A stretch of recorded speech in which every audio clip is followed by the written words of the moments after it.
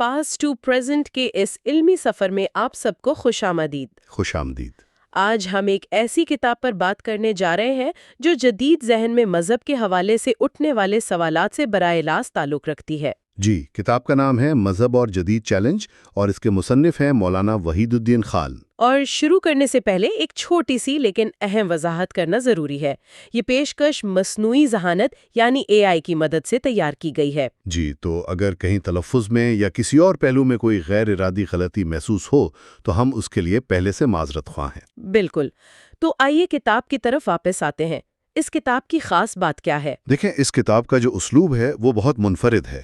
مصنف نے یہاں کسی ایک نقطہ نظر کی وکالت نہیں کی، بلکہ ان کا مقصد جدید ذہن کو سمجھنا ہے۔ اچھا۔ وہ ان سوالات کو، ان شکوک و شبہات کو پوری دیانتداری سے سامنے رکھتے ہیں جو پچھلی 2 صدیوں میں پیدا ہوئے، اور پھر ان کا ایک علمی اور منطقی جواب دینے کی کوشش کرتے ہیں۔ یعنی یہ ایک مکالمہ ہے، کوئی یک طرفہ تقریر نہیں۔ بالکل، یہ ایک سنجیدہ فکری مکالمہ ہے جو جذبات کے بجائے خالصتاً عقل اور علم کی بنیاد پر کھڑا کیا گیا ہے۔ اور ہم پاسٹ ٹو پریزنٹ پر ہمیشہ ایسے ہی موضوعات لانے کی کوشش کرتے ہیں جو تاریخ، فلسفہ اور سائنس کے گہرے حقائق کو ایک مربوط انداز میں پیش کریں۔ جی، اور اسی سلسلے میں آج ہم اس کتاب کے کچھ بہت ہی نایاب علمی نکات اپنے ناظرین کے سامنے رکھیں گے۔ ہم اپنے تمام علم دوست ناظرین کے خلوص اور محبت کے بے حد شکر گزار ہیں جو ہمارے اس علمی سفر میں ہمیشہ ہمارے ساتھ رہتے ہیں۔ آپ کی حمایت ہمارے لیے بہت قیمتی ہے۔ اور اگر آپ کو ہماری یہ کاوش پسند آئے تو چینل کو سبسکرائب کرنا اور بیل آئیکن دبانا نہ بھولیے گا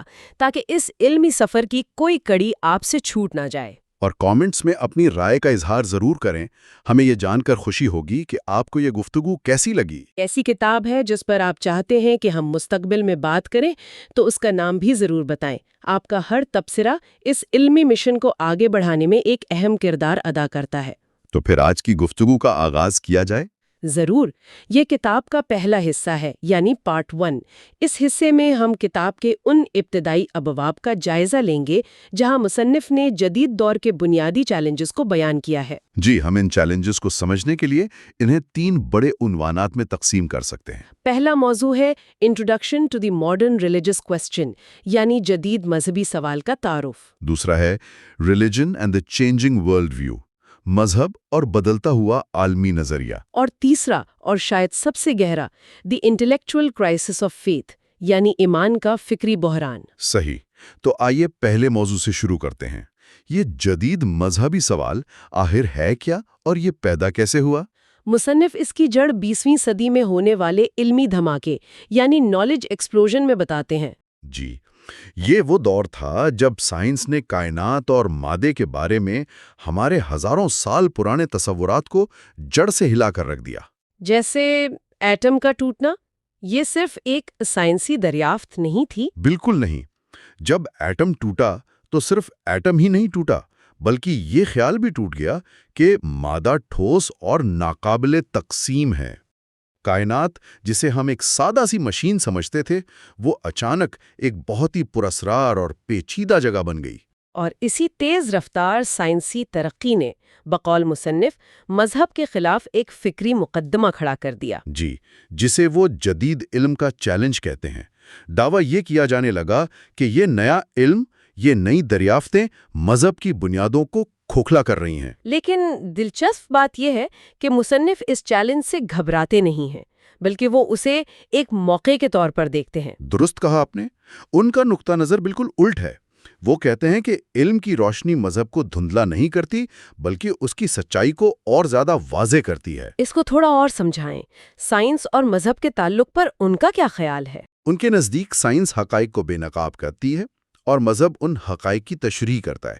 یعنی سائنس بتاتی ہے کیسے اور مذہب بتاتا ہے کیوں۔ بہت خوبصورت نقطہ ہے۔ یعنی سائنس کائنات کے مشینری کو سمجھاتی ہے اور مذہب اس مشینری کے مقصد کو۔ بالکل، اور اپنے اس نقطہ نظر کو مضبوط کرنے کے لیے وہ قرآن کی ایک آیت کا حوالہ بھی دیتے ہیں۔ کون سی آیت؟ سنوریہم آیاتنا فی الآفاق وفی انفسہم حتی یتبین لہم انہ الحق۔ اس کا مفہوم کیا ہے؟ اس کا مفہوم یہ ہے کہ خدا کائنات میں اور خود انسان کے وجود کے اندر اپنی نشانیاں دکھاتا رہے گا، یہاں تک کہ سچائی ان پر پوری طرح واضح ہو جائے۔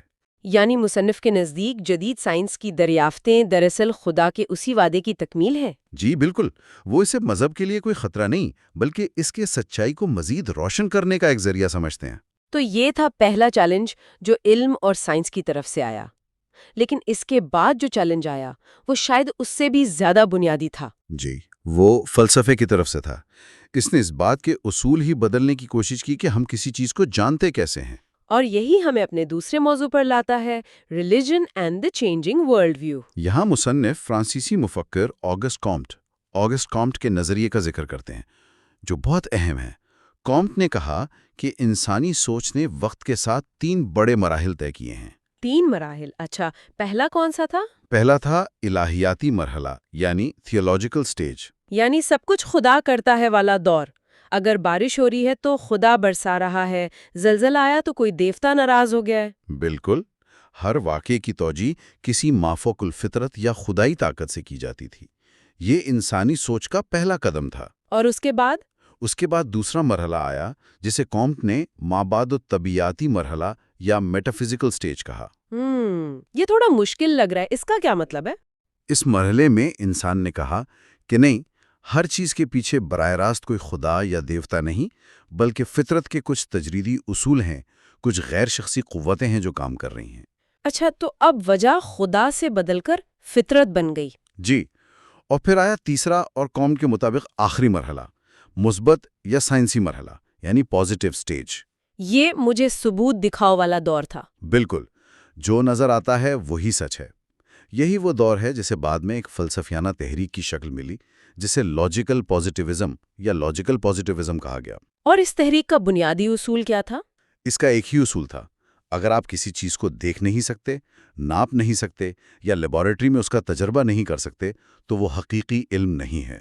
تو پھر وہ کیا ہے اگر علم نہیں ہے تو؟ وہ محض آپ کی ذاتی رائے ہو سکتی ہے، شاعری ہو سکتی ہے، کوئی خوبصورت خیال ہو سکتا ہے، لیکن وہ موضوعی حقیقت یا علم نہیں ہو سکتا۔ اور ڈیوڈ ہیوم، برٹرینڈ رسل جیسے بڑے نام اسی نظریے سے وابستہ تھے۔ انہوں نے ہی اس نظریے کو پروان چڑھایا تو علم کی ایک نئی تعریف سامنے آئی۔ علم صرف وہ ہے جس کی تصدیق براہ راست یا بالواسطہ تجربے سے ہو سکے۔ یہاں ایک لمحے کے لیے رکتے ہیں۔ اگر علم کی تعریف یہ بن گئی ہے تو یہ تو مذہب کے لیے ایک بہت بڑا مسئلہ ہے۔ یہی تو اصل چیلنج تھا، کیونکہ مذہب کے جو بنیادی دعوے ہیں، خدا کا وجود، روح، فرشتوں کا وجود، آخرت، یہ تو اپنی تعریف کے لحاظ سے ہی طبعی ثبوت اور تجربے کے دائرے سے باہر ہے۔ بالکل، یہ تو ایسا ہی ہے جیسے کوئی کہے کہ میں محبت کو کلوگرام میں تول کر دکھاؤں گا یا انصاف کا رنگ بتاؤں گا۔ یعنی پیمانے غلط استعمال کیا جا رہا تھا۔ جی، لیکن اس نئے عالمی نظریے میں صرف یہی ایک پیمانہ تھا جو قابل قبول تھا۔ چونکہ مذہب کا بنیادی موضوع غیب یعنی ان سین ریالٹی ہے، اس لیے اس نئے علمی معیار پر مذہب ایک غیر حقیقی تصور دکھائی دینے لگا۔ اور اسی سوچ سے ایک اور نظریہ پیدا ہوا جسے فطرت پرستی یا نیچرلزم کہتے ہیں۔ جی، مصنف اس کے لیے ماہر حیاتیات جولین ہکسلے کا حوالہ دیتے ہیں۔ ہکسلے کا کہنا تھا کہ کائنات ایک خودکار اور خود مختار نظام ہے۔ ایک مشین کی طرح؟ ہاں، ایک خودکار مشین کی طرح جو فطرت کے قوانین یعنی لا آف نیچر کے تحت خود بخود چل رہی ہے۔ اسے چلانے کے لیے باہر سے کسی طاقت کی، کسی خدا کی کوئی ضرورت نہیں۔ اور اسی نظریے نے وحی کے بغیر مذہب یعنی ریلیجن وداؤٹ ریویلیشن کا تصور پیش کیا۔ یہ جملہ آج بھی بہت سننے کو ملتا ہے۔ بالکل، لوگ کہتے ہیں میں روحانی ہوں لیکن مذہبی نہیں۔ یہ خیال یہیں سے نکلا ہے کہ انسان کو روحانیت کے لیے کسی آسمانی ہدایت یا کتاب کی ضرورت نہیں، وہ فطرت کو دیکھ کر ہی سب کچھ سمجھ سکتا ہے۔ گویا کائنات اپنے آپ میں مکمل اور خود کفیل ہے، اس میں کسی مافوق الفطرت مداخلت کی نہ کوئی گنجائش ہے اور نہ ہی کوئی ضرورت۔ یہی اس نظریے کا خلاصہ تھا۔ تو اب تک کا خلاصہ یہ ہوا کہ پہلے سائنس نے حقائق بدلے، پھر فلسفے نے سچائی کو پرکھنے کے اصول ہی بدل دیے، اور پھر فطرت پرستی نے خدا کی ضرورت پر ہی سوالیہ نشان لگا دیا۔ جی، لیکن حملے یہیں ختم نہیں ہوئے۔ اس کے بعد جو دلائل آئے وہ شاید سب سے زیادہ ذاتی تھے۔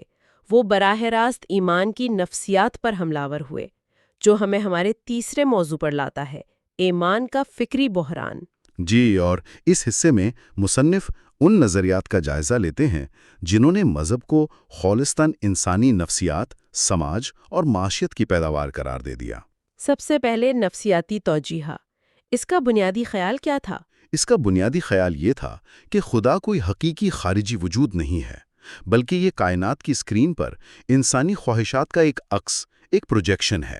ایک بہت مشہور قول ہے، God is nothing but a projection of man on a cosmic screen. بالکل، یعنی خدا نے انسان کو اپنی صورت پر نہیں بنایا، بلکہ انسان نے اپنی خواہشات، اپنے خوف اور اپنی امیدوں کی صورت پر خدا کو بنایا ہے۔ اور اس خیال کو سب سے زیادہ منظم اور سائنسی شکل کس نے دی؟ سگمنڈ فرائیڈ نے۔ فرائیڈ، ان کا نظریہ کیا تھا؟ فرائیڈ نے کہا کہ مذہبی عقائد ہمارے بچپن کی دبی ہوئی خواہشات یعنی چائلڈہڈ ریپریشنز کا نتیجہ ہیں۔ ان کا مشہور نظریہ فادر کمپلیکس تھا۔ اچھا، یہ فادر کمپلیکس کیا ہے؟ ان کے مطابق بچہ جب چھوٹا ہوتا ہے تو اپنے باپ کو دنیا کی سب سے طاقتور، سب سے محفوظ پناہ گاہ سمجھتا ہے۔ وہ ہر مشکل میں اس کی طرف دیکھتا ہے۔ صحیح۔ لیکن جب وہ بڑا ہوتا ہے تو اسے احساس ہوتا ہے کہ اس کا باپ بھی ایک عام انسان ہے، وہ بھی کمزور ہے، بیمار ہوتا ہے اور ایک دن مر جائے گا۔ یہ احساس اس کے اندر سے تحفظ کا احساس چھین لیتا ہے۔ تو اس احساس عدم تحفظ کا کیا ہوتا ہے؟ فرائیڈ کے مطابق اسی کمی کو پورا کرنے کے لیے انسان لاشعوری طور پر ایک آسمانی باپ کا تصور تخلیق کرتا ہے، ایک ایسا باپ جو کبھی نہیں مرتا، جو ہر چیز پر قادر ہے اور جو ہمیشہ اس کی حفاظت کرے گا۔ یہ ایک بہت ہی طاقتور اور پریشان کن دلیل ہے۔ یقیناً یہ آپ کے گہرے سے گہرے روحانی تجربے کو لیتی ہے اور اسے ایک کلینکل علامت، ایک کلینکل سمٹم میں بدل دیتی ہے۔ یہ کہہ رہی ہے کہ آپ کا ایمان دراصل آپ کا ایک نفسیاتی مسئلہ ہے۔ یہی اس دلیل کی طاقت تھی۔ یہ تو ہوئی نفسیاتی توجیہ، اس کے بعد سماجی اور تاریخی دلائل آئے۔ اس حوالے سے مصنف کس کا ذکر کرتے ہیں؟ وہ ماہر بشریات ریلف لنٹن کا حوالہ دیتے ہیں۔ لنٹن کے مطابق قدیم انسان قدرتی آفات کے سامنے بالکل بے بس تھا، جیسے سیلاب، طوفان، وبائیں، زلزلے۔ جی، وہ ان چیزوں کو نہ سمجھ سکتا تھا، نہ کنٹرول کر سکتا تھا۔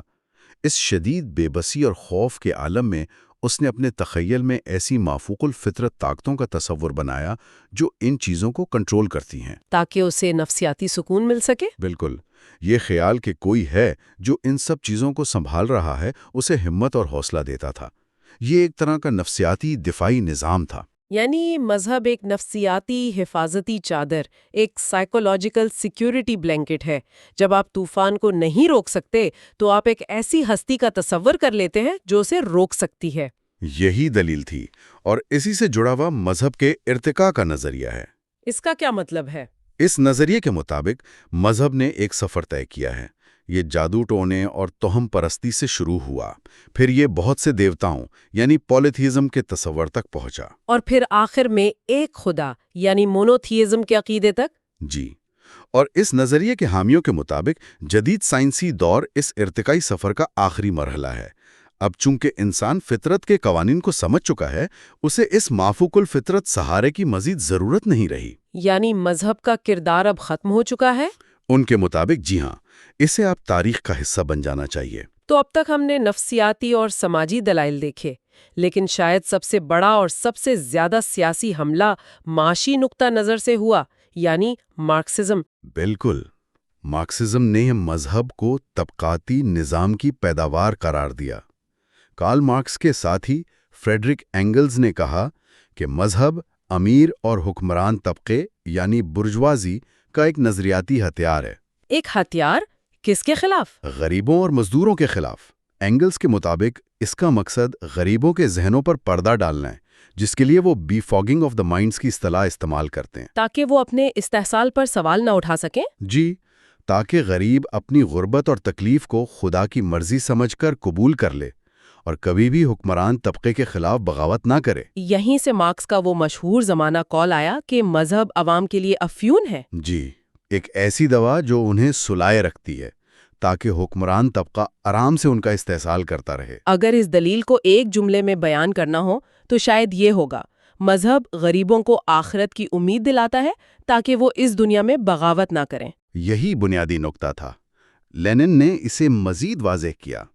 انہوں نے کہا کہ مذہب، اخلاق، قانون، یہ تمام تصورات صرف اور صرف حکمران طبقے کے مفادات کے تحفظ کے لیے بنائے گئے ہیں۔ اور ان کا حل کیا تھا؟ ان کا حل تھا کمیونسٹ انقلاب، جب طبقاتی نظام ختم ہو جائے گا تو مذہب بھی خود بخود ختم ہو جائے گا، کیونکہ اس کی کوئی سماجی ضرورت ہی باقی نہیں رہے گی۔ تو یہ تھے وہ تمام بڑے چیلنجز، نفسیاتی، سماجی، تاریخی اور معاشی۔ یہ تو مذہب پر ایک چوطرفہ حملہ تھا۔ جی، اور مصنف ان تمام تنقیدوں کا خلاصہ ایک امریکی پروفیسر کے قول سے کرتے ہیں جو واقعی چونکا دینے والا اور سخت ہے۔ وہ کیا ہے؟ Science has shown religion to be history's cruelest and wickedest hoax۔ اس کا ترجمہ کریں تو؟ سائنس نے ثابت کر دیا ہے کہ مذہب تاریخ کا سب سے زیادہ دردناک اور سب سے بدترین ڈھونگ تھا۔ یہ ایک بہت سنگین الزام ہے۔ ڈھونگ، فریب، دھوکہ۔ جی، اور یہی وہ حتمی الزام ہے جس کا جواب دینا اس کتاب کا بنیادی مقصد ہے۔ جدید دور نے مذہب کو صرف غیر ضروری یا پرانا ہی نہیں کہا، بلکہ اسے انسانی تاریخ کا سب سے بڑا فریب قرار دیا۔ تو آج کی گفتگو میں، یعنی اس سلسلے کے پہلے حصے میں، ہم نے جدید دور کے ان تمام فکری حملوں کا جائزہ لیا جو مذہب پر کیے گئے، جیسا کہ اس کتاب کے ابتدائی ابواب میں بیان ہوا ہے۔ جی، ہم نے دیکھا کہ کیسے سائنس نے کائنات کے بارے میں ہماری سمجھ بدلی، فلسفے نے علم کے پیمانے بدلے، اور پھر نفسیات، سماجیات اور معاشیات نے خود ایمان کی بنیادوں پر سوال اٹھا دیے۔ یہ گویا مذہب کے خلاف استغاثہ کا مکمل مقدمہ تھا۔ تمام دلائل پیش کر دیے گئے۔ اور یہ سمجھنا بہت ضروری تھا کہ چیلنج کی نوعیت کیا ہے۔ اس سے پہلے کہ ہم مصنف کے جواب کی طرف بڑھیں، یہ جاننا لازمی تھا کہ مقدمہ کتنا سنگین اور کتنا ہمہ جہت ہے۔ بالکل، کیونکہ یہی وہ دلائل ہیں جنہوں نے پچھلی 2 صدیوں میں کروڑوں ذہنوں کو متاثر کیا ہے اور آج بھی کر رہے ہیں۔ صحیح۔ ان دلائل کا جواب کیا ہے؟ مصنف اس مقدمے کا دفاع کیسے کرتے ہیں؟ یہ ہم اگلے حصے میں تلاش کریں گے۔ جی، ہماری گفتگو کے دوسرے حصے یعنی پارٹ 2 میں ہم دیکھیں گے کہ مصنف ان چیلنجز کا جواب کیسے دیتے ہیں۔ ہم دیکھیں گے کہ وہ کس طرح جدید سائنس، عقل اور تجربے کی اپنی حدود کو واضح کرتے ہیں اور مذہب کے مقدمے کو ایک نئے استدلالی انداز میں پیش کرتے ہیں۔ اگلے حصے میں بحث کا مرکز کتاب کے اگلے ابواب، تبصرہ اور استدلال کا طریقہ ہوں گے، جہاں اصل مکالمہ شروع ہوتا ہے۔ اور ہم اپنے ناظرین کو یقین دلاتے ہیں کہ اگلا حصہ بھی ایک بھرپور اور تفصیلی گفتگو پر مبنی ہوگا اور اس کی طوالت بھی 30 منٹ سے کم نہیں ہوگی۔ بالکل۔ اس گفتگو کو ختم کرتے ہوئے ایک سوال سوچنے کے لیے چھوڑ جاتے ہیں۔ جب جدید دنیا کا ہر دعویٰ مشاہدے اور تجربے کا ٹھوس ثبوت مانگتا ہے، تو اس ہستی کا مقدمہ کیسے پیش کیا جائے جو اپنی تعریف کے مطابق ہی حواس خمسہ کی پہنچ سے باہر ہے؟ کیا استدلال کے پیمانے بدل جاتے ہیں یا پھر ہمیں استدلال کی گہرائیوں میں کچھ نیا تلاش کرنا پڑتا ہے؟ اسی سوال کے جواب کی تلاش ہم اگلے حصے میں کریں گے۔ پچھلے حصے میں ہم نے مصنف کے مطابق مذہب کی تعریف اور اس کے استدلال کے طریقوں پر بات کی تھی۔ ہم نے دیکھا تھا کہ مذہب اپنی سچائی کا دعویٰ وحی اور الہام کی بنیاد پر کرتا ہے۔ آج ہم اس کہانی کے دوسرے اور شاید سب سے ڈرامائی حصے میں داخل ہو رہے ہیں۔ بالکل، اس حصے میں ہم اس عظیم فکری تصادم کا جائزہ لیں گے جو پچھلی چند صدیوں میں مذہب اور جدید سائنسی فکر کے درمیان ہوا ہے۔ مصنف نے اس بحث کو انتہائی موضوعی انداز میں پیش کیا ہے اور وہ ہمیں بتاتے ہیں کہ کیسے سائنس اور عقلیت پسندی نے ان بنیادوں کو چیلنج کیا جن پر روایتی مذہبی ڈھانچے کھڑے تھے۔ تو یہ صرف چند نظریات کا ٹکراؤ نہیں تھا، بلکہ یہ حقیقت کو جاننے اور پرکھنے کے 2 بالکل مختلف نظاموں کی کشمکش تھی۔ جی، مصنف نے اس فکری جنگ کو سمجھانے کے لیے اسے مختلف حصوں میں تقسیم کیا ہے۔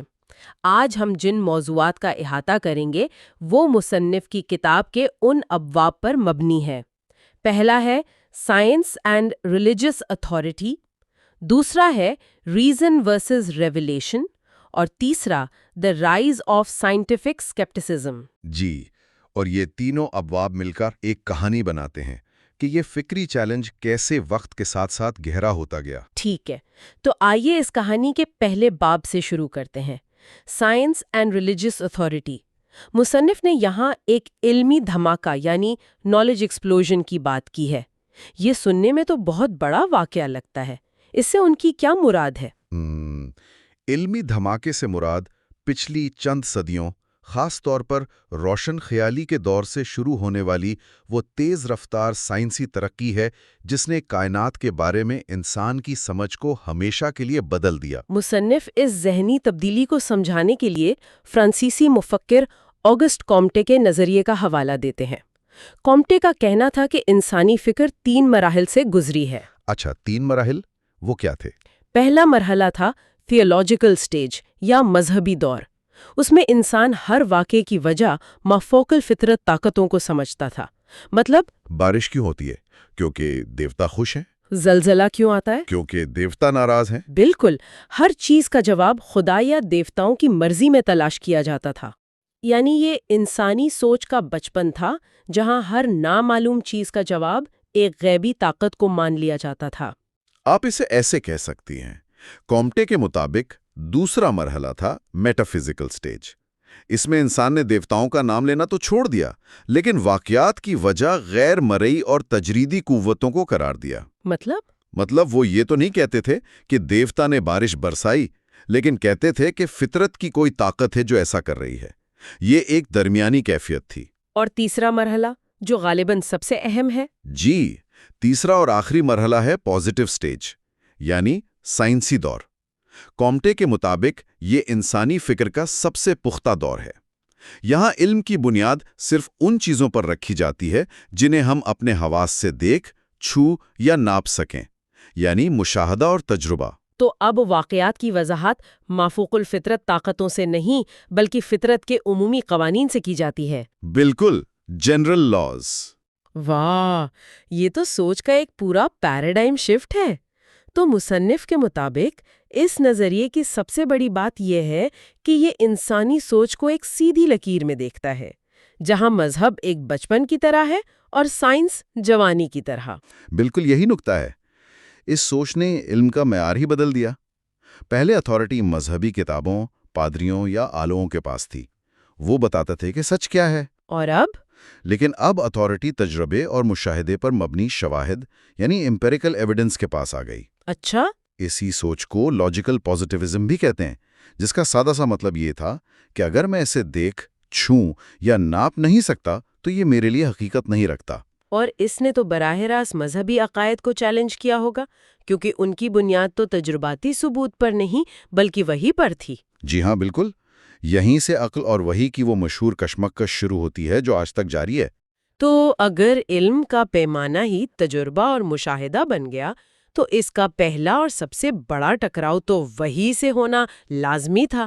کیا مصنف اسی نقطے کو ہمارے دوسرے باب ریزن ورسز ریویلیشن میں آگے بڑھاتے ہیں؟ جی، وہ اسی کو آگے بڑھاتے ہیں۔ مصنف کے مطابق اس فکری انقلاب کا ایک بہت بڑا موڑ نیوٹن کا کام تھا۔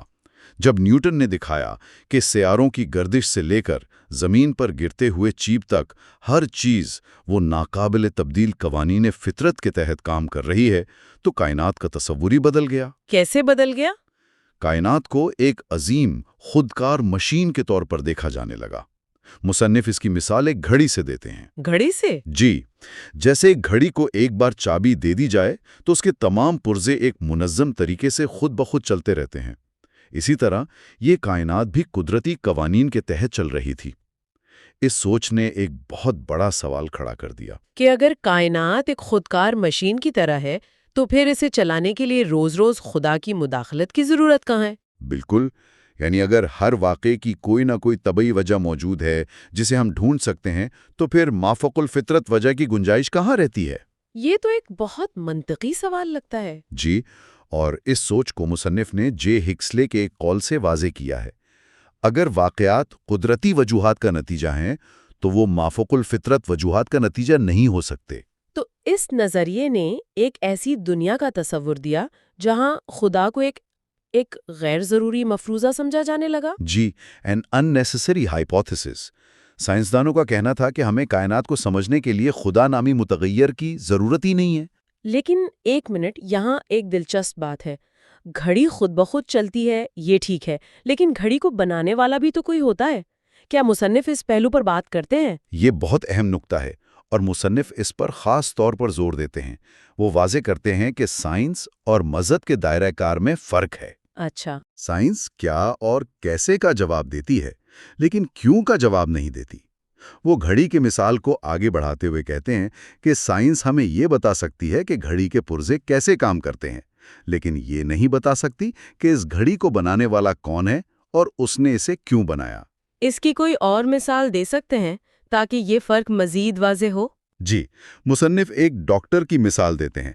ایک ڈاکٹر یہ تفصیل سے بتا سکتا ہے کہ خون کے سرخ خلیات یعنی ریڈ بلڈ سیلز پھیپھڑوں سے آکسیجن کیسے اٹھاتے ہیں اور اسے جسم کے ہر حصے تک کیسے پہنچاتے ہیں؟ جی، وہ اس پورے عمل کی کیمیائی اور طبی وضاحت کر دے گا۔ لیکن اگر آپ اس سے پوچھیں کہ یہ پورا نظام کیوں موجود ہے، زندگی کا مقصد کیا ہے، تو یہ سوال سائنس کے دائرہ کار سے باہر ہے۔ بالکل، سائنس فطرت کی وضاحت نہیں کرتی بلکہ صرف اس کا مطالعہ یعنی ڈسکرپشن کرتی ہے۔ یہ ایک ایسی باریک تفریق ہے جسے اکثر نظر انداز کر دیا جاتا ہے۔ اچھا، تو پہلے سائنس نے اتھارٹی کو چیلنج کیا، پھر علم کے طریقے یعنی وحی کو۔ لیکن مصنف کے مطابق بات یہاں رکی نہیں، چیلنج اس سے بھی زیادہ گہرا اور ذاتی ہو گیا۔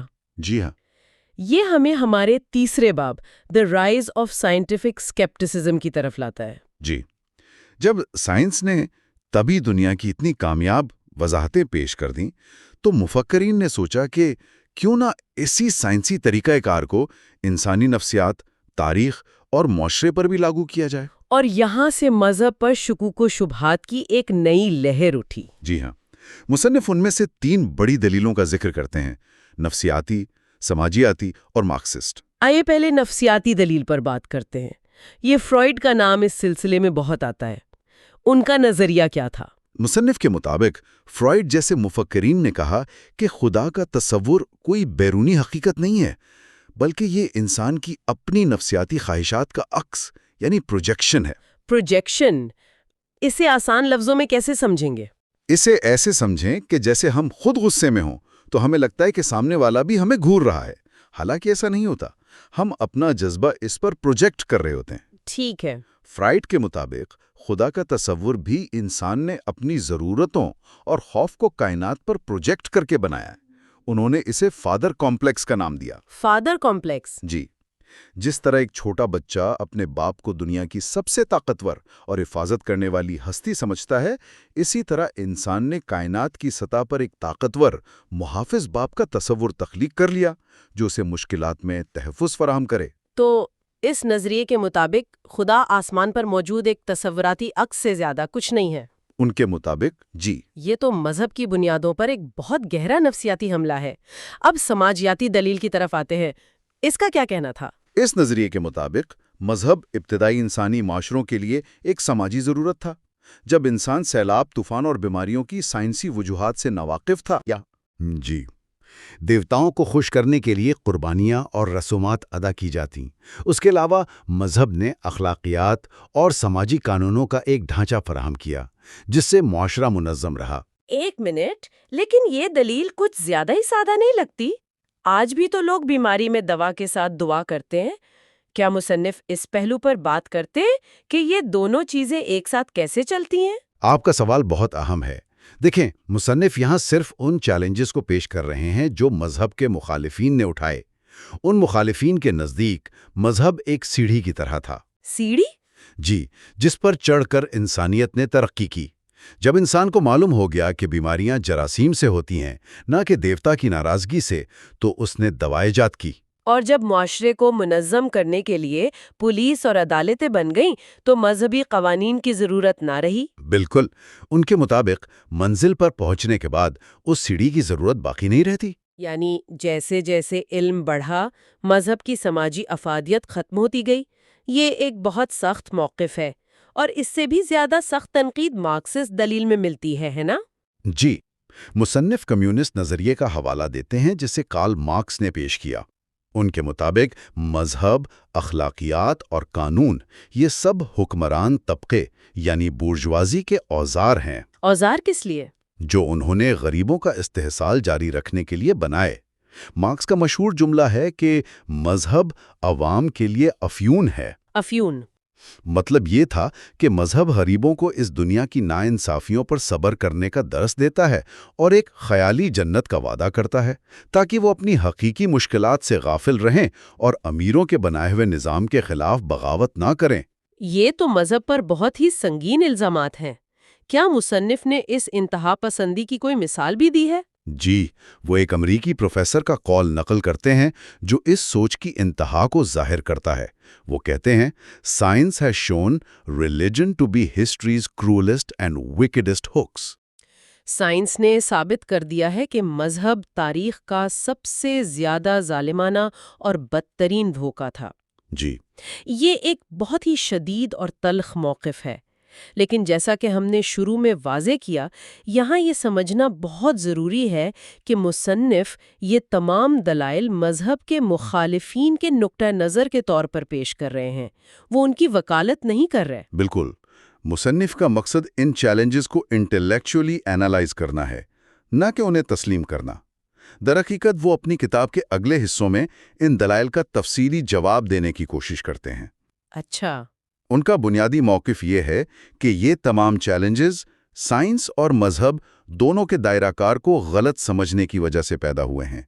مخالفین نے سائنس کو اس کے دائرے سے باہر استعمال کرنے کی کوشش کی، اور مذہب کو اس کے حقیقی میدان یعنی مقصد اور معنی کے میدان میں سمجھنے کی کوشش نہیں کی۔ بالکل۔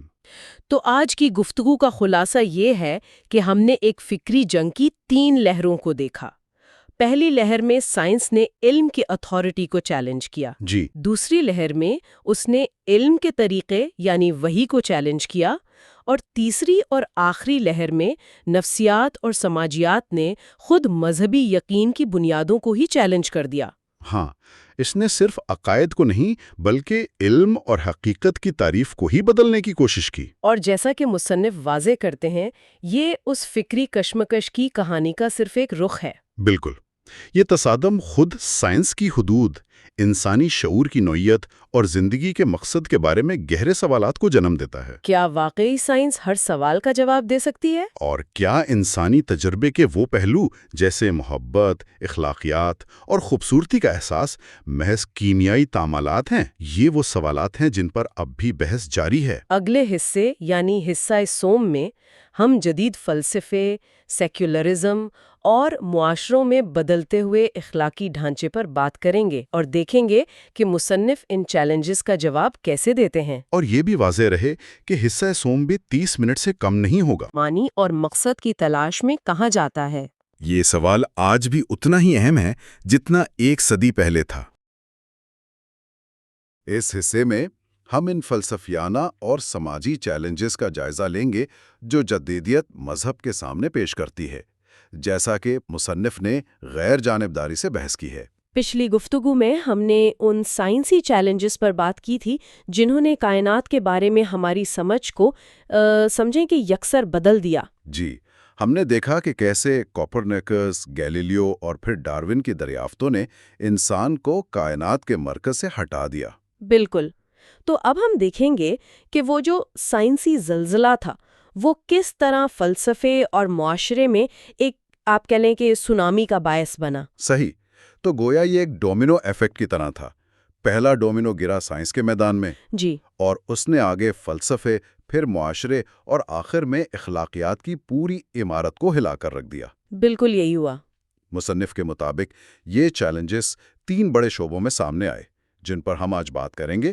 یہ ابواب ہیں ماڈرن فلسفی and faith, secularism and society, اور مورالیٹی وداؤٹ ریلیجن۔ تو آئیے اس کی گہرائی میں چلتے ہیں۔ میں یہ سمجھنا چاہتا ہوں کہ آخر یہ فکری تبدیلی آئی کہاں سے؟ مطلب انسان تو ہزاروں سال سے مذہب اور خدا پر یقین کرتا آ رہا تھا، اچانک ایسا کیا ہوا کہ ہر چیز پر سوال اٹھنے لگے؟ یہ فکری زلزلہ یہ شروع کہاں سے ہوا؟ دیکھیں، مصنف اس کی جڑیں 19ویں صدی کے ایک فرانسیسی مفکر آگسٹ کومٹ ان کے نظریے میں تلاش کرتی ہیں۔ آگسٹ کومٹ؟ اچھا جی۔ کومٹ نے ایک بہت دلچسپ نظریہ پیش کیا کہ انسانی سوچ نے ارتقاء کے آپ کہہ لیں 3 مرحلے طے کیے ہیں۔ 3 مرحلے؟ ہاں، پہلا مرحلہ جسے وہ تھیولوجیکل سٹیج کہتی ہیں وہ دور تھا جب انسان ہر چیز کی وجہ کسی غیبی طاقت یا دیوی دیوتا کو مانتا تھا۔ جیسے بجلی چمکی تو دیوتا ناراض ہیں، یا فصل اچھی ہوئی تو دیوی خوش ہیں، اس طرح۔ بالکل، ہر سوال کا جواب مافوق الفطرت تھا۔ یہ تو سمجھ میں آتا ہے نا؟ جی جی، یہ تو سمجھ میں آتا ہے۔ یعنی وہ دور جب ہمارے پاس قدرتی وجوہات کی کوئی سائنسی وضاحت نہیں تھی۔ اس کے بعد کیا ہوا؟ اس کے بعد دوسرا مرحلہ آیا جسے میٹا فزیکل سٹیج کہا گیا۔ اس دور میں انسان نے دیوی دیوتاؤں سے ہٹ کر غیر مرئی قوتوں اور تجریدی تصورات یعنی ایبسٹریکٹ کانسیپٹس میں جواب تلاش کرنا شروع کیا۔ اچھا، مثلاً یہ کہنا کہ کائنات ایک عالمگیر روح یا فطرت کے اصول کے تحت چل رہی ہے، یہ ایک درمیانی، ایک عبوری مرحلہ تھا۔ ٹھیک ہے۔ لیکن اصل دھماکہ ہوا تیسرے مرحلے میں، جسے کومٹ نے پازیٹیو سٹیج کا نام دیا۔ یہ ہے جدید سائنسی دور۔ Positive stage? جی، اور اس کا بنیادی اصول یہ تھا کہ علم صرف وہ ہے جو مشاہدے اور تجربے پر مبنی ہو، یعنی وہی چیز سچ ہے جسے آپ اپنی 5 حصوں سے محسوس کر سکیں، ناپ سکیں اور تجربہ گاہ میں ثابت کر سکیں۔ ایک منٹ، یہ تو بہت بڑی بات ہے۔ اس کا مطلب تو یہ ہوا کہ اس نظریے کے مطابق صدیوں پرانی مذہبی کتابیں، روحانی تجربات، بزرگوں کی باتیں، مطلب ایمان پر مبنی ہر عقیدے کو علم کے دائرے سے ہی باہر کر دیا گیا؟ بالکل۔ یہ تو صرف ایک فلسفیانہ نقطہ نہیں، یہ تو پورے تہذیبی ورثے پر ایک سوالیہ نشان تھا۔ آپ نے اس کے اثرات کو بالکل صحیح پکڑا ہے۔ اسی سوچ سے منطقی مثبت پسندی یعنی لاجیکل پازیٹیوزم کا فلسفہ پیدا ہوا۔ Logical positivism? جی، جس کا مصنف نے ہیوم، مل اور رسل جیسے مفکرین کے حوالے سے ذکر کیا ہے۔ اس فلسفے کا ایک سادہ سا اصول تھا، اگر میں کسی چیز کو دیکھ، چھو یا ناپ نہیں سکتی تو اس کے بارے میں بات کرنا وقت کا ضیاع ہے۔ اچھا۔ ان کے نزدیک خدا مہربان ہے جیسا جملہ سائنس کے لحاظ سے اتنا ہی بے معنی تھا جتنا یہ کہنا کہ سبز رنگ سو رہا ہے۔ کیوں؟ اس کی کیا وجہ تھی؟ کیونکہ آپ اسے تجربے سے نہ تو ثابت کر سکتی ہیں اور نہ ہی رد کر سکتی ہیں، اس لیے یہ ایک بامعنی بیان ہی نہیں ہے۔ تو یہ تو علم کی تعریف کو بہت محدود کر دینا ہوا۔ اور اسی سوچ نے پھر کائنات کو دیکھنے کا انداز بھی بدلا ہوگا، ہے نا؟ مصنف نیوٹن کا ذکر کرتے ہیں جس نے کائنات کو ایک عظیم مشین کے طور پر پیش کیا۔ جی، اور مصنف اسے طبیعت پرستی یا نیچرلزم کا نام دیتی ہیں۔ جب نیوٹن جیسے سائنسدانوں نے یہ دکھایا کہ سیارے کشش ثقل کے قانون کے تحت ایک گھڑی کی طرح منظم انداز میں گھوم رہے ہیں، بالکل، ایک منظم مشین کی طرح، تو یہ خیال عام ہونے لگا کہ کائنات ناقابل تسخیر قوانین فطرت یعنی لاز آف نیچر کے تحت خود بخود چل رہی ہے۔ اور اس سے یہ سوال پیدا ہوا کہ پھر خدا کا کردار کیا ہے؟ بالکل، اگر کائنات ایک مکمل مشین ہے جو اپنے اصولوں پر چل رہی ہے تو پھر اسے چلانے والے کی ہر لمحہ ضرورت کہاں ہے؟ ویسے دلچسپ بات یہ ہے کہ نیوٹن خود تو بہت مذہبی انسان تھا۔ جی ہاں، یہ تاریخ کی ایک ستم ظریفی ہے۔ اس نے کبھی سوچا بھی نہیں ہوگا کہ اس کی دریافتیں ایک دن خدا کو مساوات سے باہر نکالنے کے لیے استعمال ہوں گی۔ تو پھر وہ مشہور قول جو کتاب میں ہے وہ اسی سوچ کا نتیجہ تھا؟ جی، مصنف یہاں ماہر حیاتیات جولین ہکسلے کا ایک بہت اہم قول نقل کرتی ہیں۔ اگر واقعات قدرتی اسباب کا نتیجہ ہیں تو وہ مافوق الفطرت اسباب کا نتیجہ نہیں ہو سکتے۔ یہ تو ایک بہت طاقتور خیال تھا۔ بہت زیادہ۔ اس نے ایک ایسی دنیا کا تصور پیش کیا جو خود کفیل تھی، جسے چلانے کے لیے کسی بیرونی مداخلت کی ضرورت نہیں تھی۔ یہاں سے خدا کا تصور ایک فعال حاکم سے بدل کر ایک غیر فعال خالق یا پھر ایک غیر ضروری مفروضے میں تبدیل ہونا شروع ہو گیا۔ بالکل۔ اچھا، تو اگر یونیورسٹیوں اور فلاسفروں کے درمیان یہ بحث چل رہی تھی کہ کائنات کو سمجھنے کے لیے خدا کی ضرورت نہیں، تو یہ بات عام آدمی تک کیسے پہنچی؟ ظاہر ہے فلسفے کی کتابیں تو ہر کوئی نہیں پڑھتا۔ یہ ایک بہترین سوال ہے۔ اس سوچ نے معاشرے میں اپنی جگہ کیسے بنائی؟ اور یہ ہمیں ہمارے دوسرے موضوع سیکولرزم اینڈ سوسائٹی کی طرف لاتا ہے۔ جی، تو فلسفے کے میدان سے نکل کر یہ خیالات نفسیات اور سماجیات کے ذریعے معاشرے میں پھیلے۔ نفسیات اور سماجیات؟ مصنف کے مطابق ایک بڑا نفسیاتی چیلنج یہ تھا کہ خدا کا تصور دراصل انسان کی اپنی خواہشات کا ہی عکس ہے۔ جیسا کہ کتاب میں ایک قول نقل کیا گیا ہے، خدا کائنات کی اسکرین پر انسانی ذات کا عکس ہے۔ مطلب؟ اس کا کیا مطلب ہوا؟ مطلب یہ کہ انسان جن خوبیوں کو اپنے اندر دیکھنا چاہتا ہے، علم، طاقت، محبت، انصاف، ان سب کو ملا کر اس نے ایک کامل ہستی کا تصور کر لیا جسے وہ خدا کہتا ہے۔ اچھا، تو یہ کوئی بیرونی حقیقت نہیں بلکہ انسانی خواہشات کی ایک حسن تشکیل ہے؟ اس نظریے کے مطابق جی ہاں۔ ایک منٹ، یہ بات سمجھنا تھوڑا مشکل ہے۔ یعنی آپ کہہ رہی ہیں کہ اس نظریے کے مطابق خدا کا تصور صرف ایک نفسیاتی بیساکھی ہے؟ یہ تو اربوں لوگوں کے ایمان کی توہین محسوس ہو سکتی ہے۔ بالکل، یہ ایک بہت متنازع خیال تھا اور آج بھی ہے۔ کتاب میں فرائیڈ کے فادر کمپلیکس کا ذکر ہے، کیا وہ اسی کی وضاحت کرتا ہے؟ جی، مصنف فرائیڈ کے نظریے کی ہی وضاحت کرتی ہیں۔ فرائیڈ کا کہنا تھا کہ یہ ایک لاشعوری ضرورت ہے۔ لاشعوری ضرورت؟ آپ سوچیں کہ آپ ایک وسیع، تاریک اور لاتعلق کائنات میں ایک چھوٹے سے بچے کی طرح ہیں۔ آپ کو تحفظ چاہیے، ظاہر ہے۔ تو آپ نے آسمان کی طرف دیکھا اور ایک شفیق، طاقتور باپ کا تصور کر لیا جو آپ کا خیال رکھے گا، آپ کی دعائیں سنے گا اور آپ کو کبھی تنہا نہیں چھوڑے گا۔ تو فرائیڈ کے مطابق خدا کوئی بیرونی حقیقت نہیں بلکہ ہمارے اندر کے خوف اور تنہائی کا ایک نفسیاتی حل ہے۔ بالکل، یہ ایک ایسی خواہش ہے جسے ہم نے حقیقت کا روپ دے دیا ہے۔ تو یہ تو ہی نفسیاتی دلیل، اس کے ساتھ ساتھ ایک تاریخی دلیل بھی دی گئی کہ مذہب کی سماجی ضرورت وقت کے ساتھ کم ہو گئی۔ وہ کیا تھی؟ مصنف اس نظریے کو بیان کرتی ہیں کہ قدیم دور میں مذہب کا ایک بہت اہم سماجی کردار تھا۔ جب انسان سیلاب، زلزلوں، بیماریوں اور قحط کے سامنے بالکل بے بس تھا، تب اس نے مذہب میں پناہ لی۔ جی، مذہب نے اسے تسکین دی، امید فراہم کی۔ لیکن جب سائنس نے ترقی کی تو انسان نے اپنے ماحول پر قابو پانا سیکھ لیا۔ ہم نے ڈیم بنا کر سیلابوں کو روک لیا، ادویات سے بیماریوں کا علاج شروع کر دیا، اور زراعت میں انقلاب لا کر قحط پر قابو پا لیا۔ جب انسان نے ان مسائل کے حل خود تلاش کر لیے تو مذہب کا وہ سماجی کردار جو تحفظ فراہم کرتا تھا وہ کمزور پڑ گیا۔ صحیح۔ مصنف ایک تعریف نقل کرتی ہیں: مذہب انسان اور اس کے ماحول کے درمیان ایک خاص قسم کے تعامل کا نتیجہ ہے۔ جب یہ تعامل ہی بدل گیا تو مذہب کی ضرورت بھی کم ہوتی محسوس ہونے لگی۔ جی، اس سب سے ایک بہت ہی اہم اور شاید سب سے عملی سوال پیدا ہوتا ہے جس سے آج بھی معاشرے جوجھ رہے ہیں۔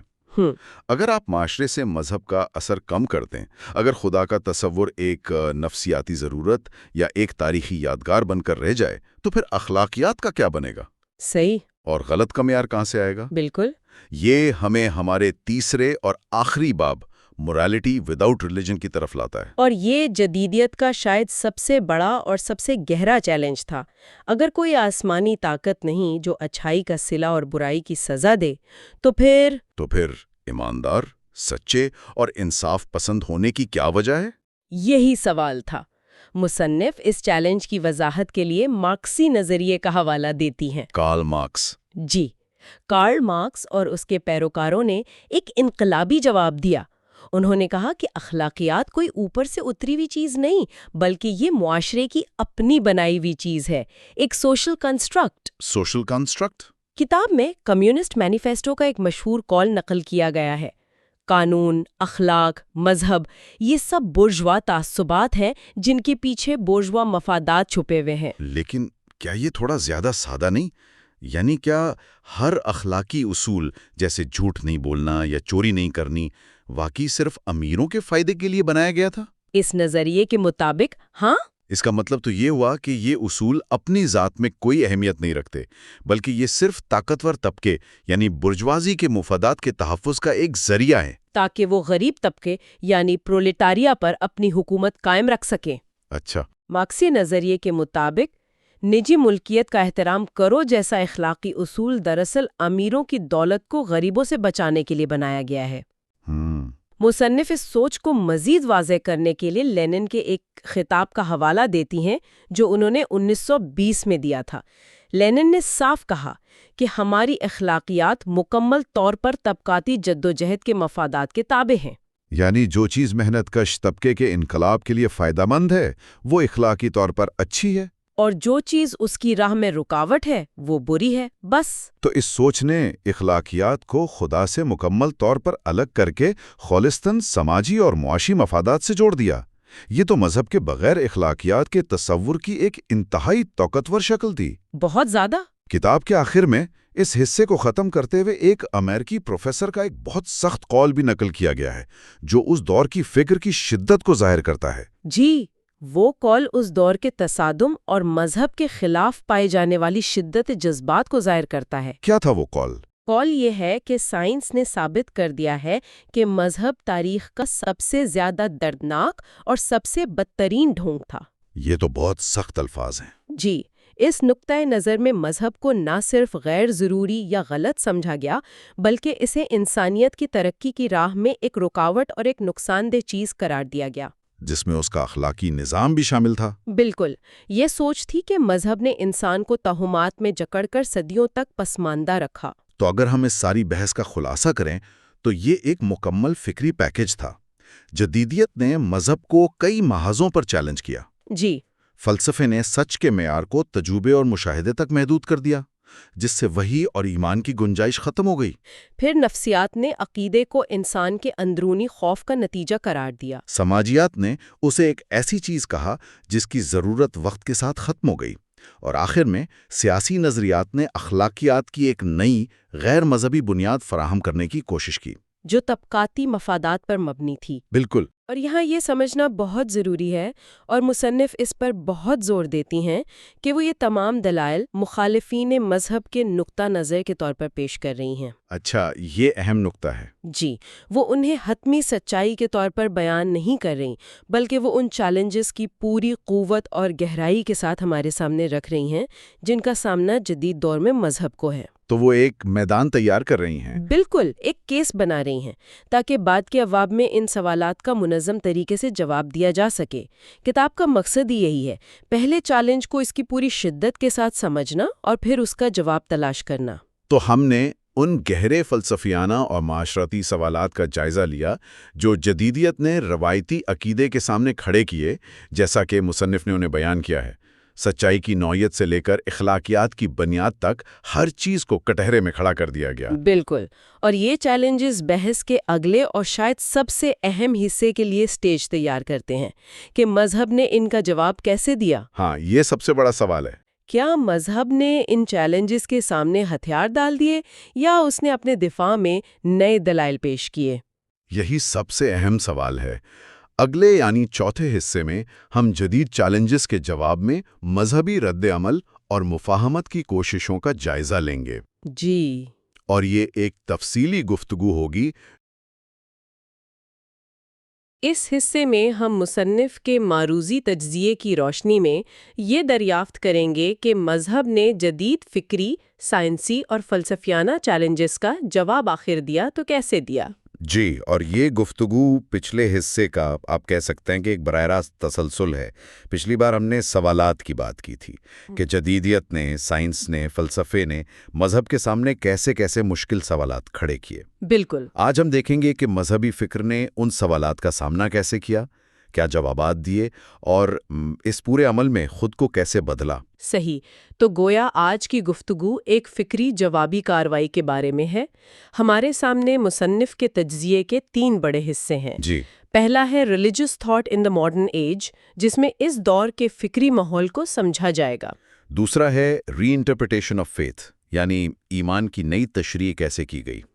اور تیسرا ٹریڈیشن ورسز ریفارم، جس میں ہم دیکھیں گے کہ خود مذہبی روایت کے اندر اس جواب پہ کیا بحث ہوئی۔ اور یہ سمجھنا بہت ضروری ہے کہ مصنف کے مطابق یہ کوئی ایک مونولیتھک یعنی یکساں جواب نہیں تھا۔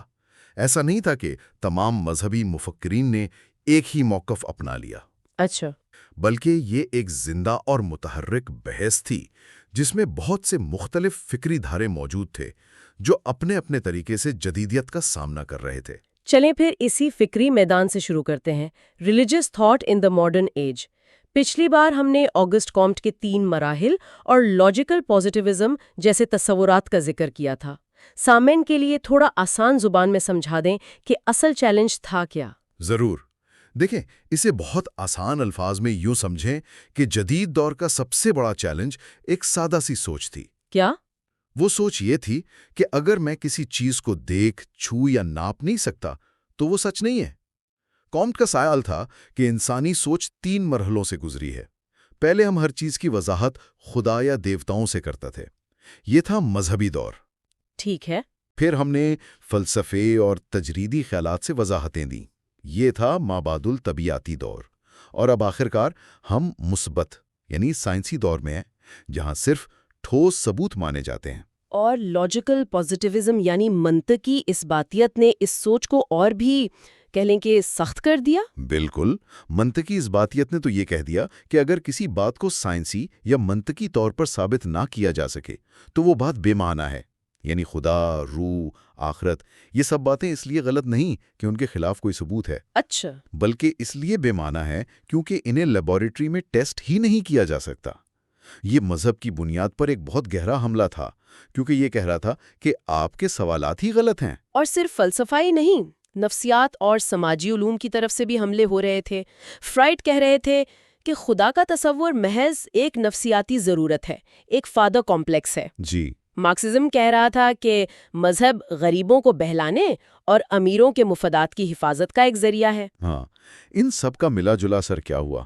ان سب کا ملا جلا اثر یہ ہوا کہ مذہب کو ایک ایسے کونے میں دھکیل دیا گیا جہاں وہ غیر عقلی، غیر سائنسی اور معاشرتی طور پر ایک پسماندہ چیز نظر آنے لگا۔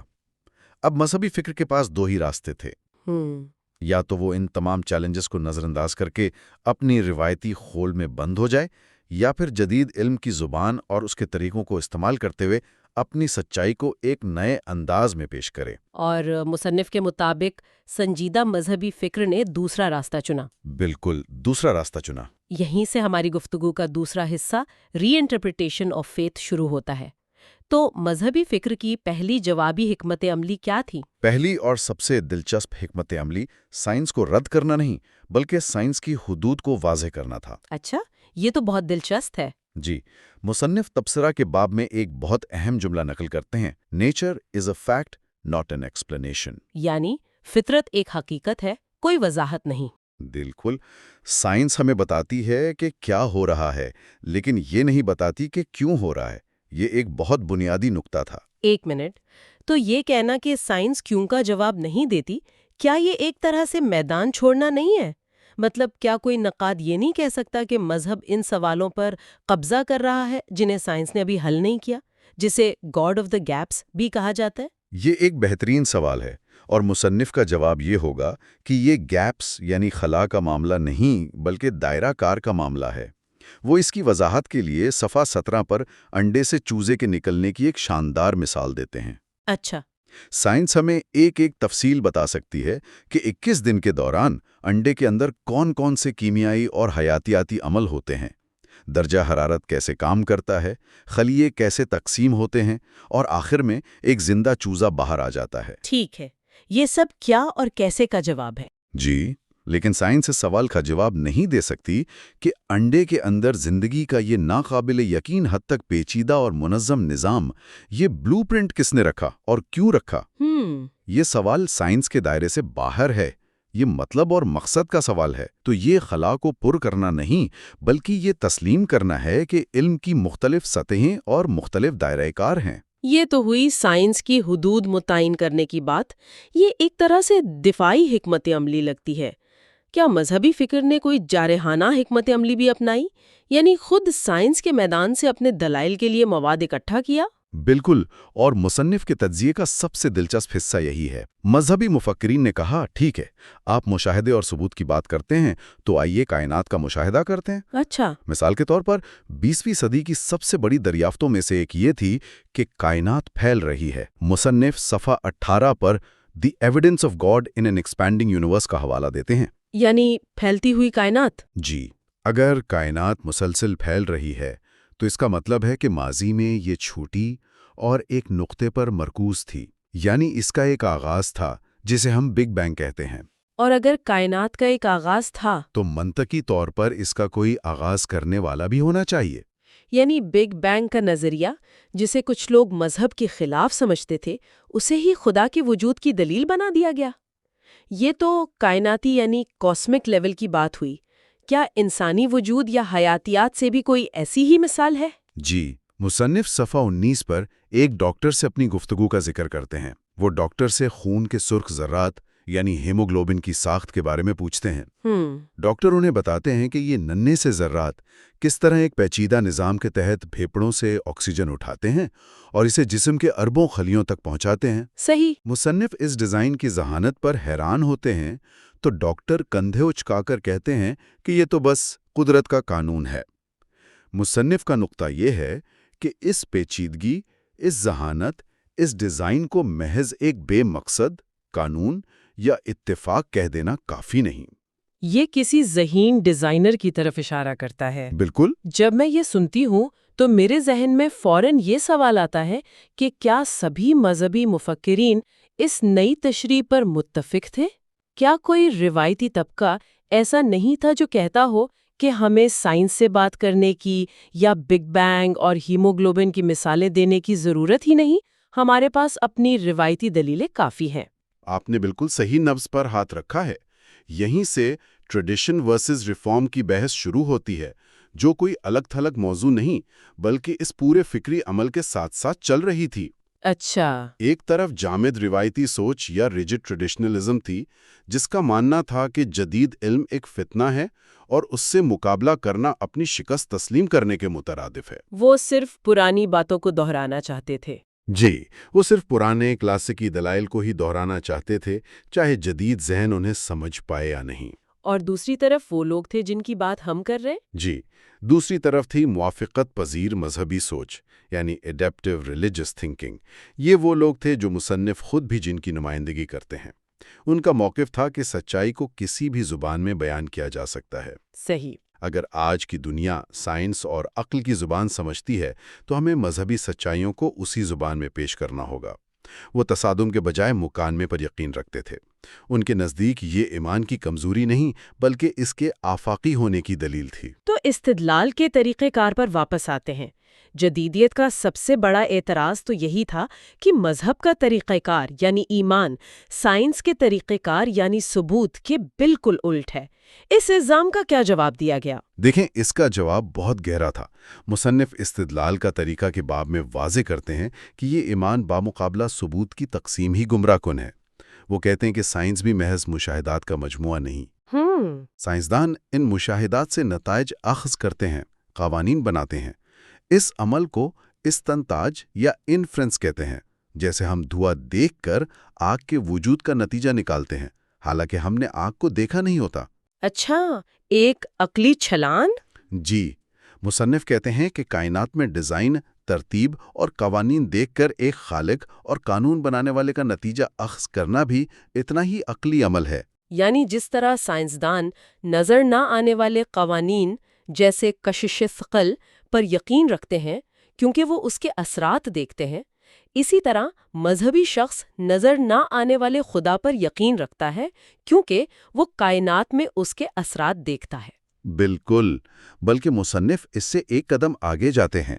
وہ صفحہ 47 پر مشہور سائنسدان سر آرتھر ایڈنگٹن کا حوالہ دیتے ہوئے بتاتے ہیں کہ سائنس بھی ایک قسم کے ایمان بالغیب پر قائم ہے۔ سائنس بھی؟ وہ کیسے؟ ایک سائنسدان جب کوئی مفروضہ یا ہائپوتھیسس بناتا ہے تو وہ اس وقت ثابت شدہ نہیں ہوتا، لیکن سائنسدان اس پر ایمان لا کر سالوں کام کرتا ہے، تجربات کرتا ہے، اس امید پر کہ ایک دن وہ اسے ثابت کر دے گا اور حقائق کی تصدیق کی جاتی ہے۔ تو ایمان اور عقل ایک دوسرے کی ضد نہیں بلکہ انسانی فہم کے دو پہلو ہیں۔ یہ میرے لیے ایک بالکل نیا زاویہ ہے۔ کیا مصنف یہ کہہ رہے ہیں کہ ایک سائنسدان اور ایک مذہبی شخص کی سوچ میں اتنی بھی دوری نہیں جتنا ہم سمجھتے ہیں؟ وہ یہی کہہ رہے ہیں کہ دونوں ایک بنیادی مفروضے پر کھڑے ہیں، اور وہ مفروضہ یہ ہے کہ یہ کائنات بے ترتیب اور بے معنی نہیں بلکہ معقول اور قابل فہم ہے۔ اچھا۔ مصنف اے منڈر کا حوالہ دیتے ہیں، "The reasoning process is valid because the universe of fact is rational." مطلب استدلال کا عمل اس لیے کارآمد ہے کیونکہ یہ کائنات خود عقلی بنیادوں پر استوار ہے۔ اگر کائنات میں کوئی منطق نہ ہوتی تو سائنس بھی ممکن نہ ہوتی۔ نظریہ ارتقاء کا معاملہ اس بحث میں کہاں فٹ ہوتا ہے؟ کیونکہ یہ ایک ایسا موضوع ہے جہاں سائنس اور مذہب کے درمیان تصادم سب سے زیادہ نظر آتا ہے۔ مصنف اس پر کیا روشنی ڈالتے ہیں؟ نظریہ ارتقاء اس روایت بمقابلہ اصلاح کی بحث کی بہترین مثال ہے۔ ٹھیک ہے۔ جامد روایتی سوچ نے اسے مکمل طور پر مسترد کر دیا، ٹھیک ہے۔ لیکن مصنف جس موافقت پذیر سوچ کی بات کرتے ہیں وہ اس کا تنقیدی جائزہ لیتی ہے۔ صفحہ 46 پر وہ ارتقاء کو ایک سائنسی حقیقت کے بجائے عقلیت پسندی کا ایک بنیادی عقیدہ یعنی a basic dogma of rationalism قرار دیتے ہیں۔ عقیدہ؟ یہ تو بڑا سخت لفظ ہے۔ جی، ان کا نقطہ یہ ہے کہ ارتقاء کا نظریہ خاص طور پر ایک نوع سے دوسری نوع کا بننا براہ راست مشاہدے سے ثابت نہیں کیا جا سکتا۔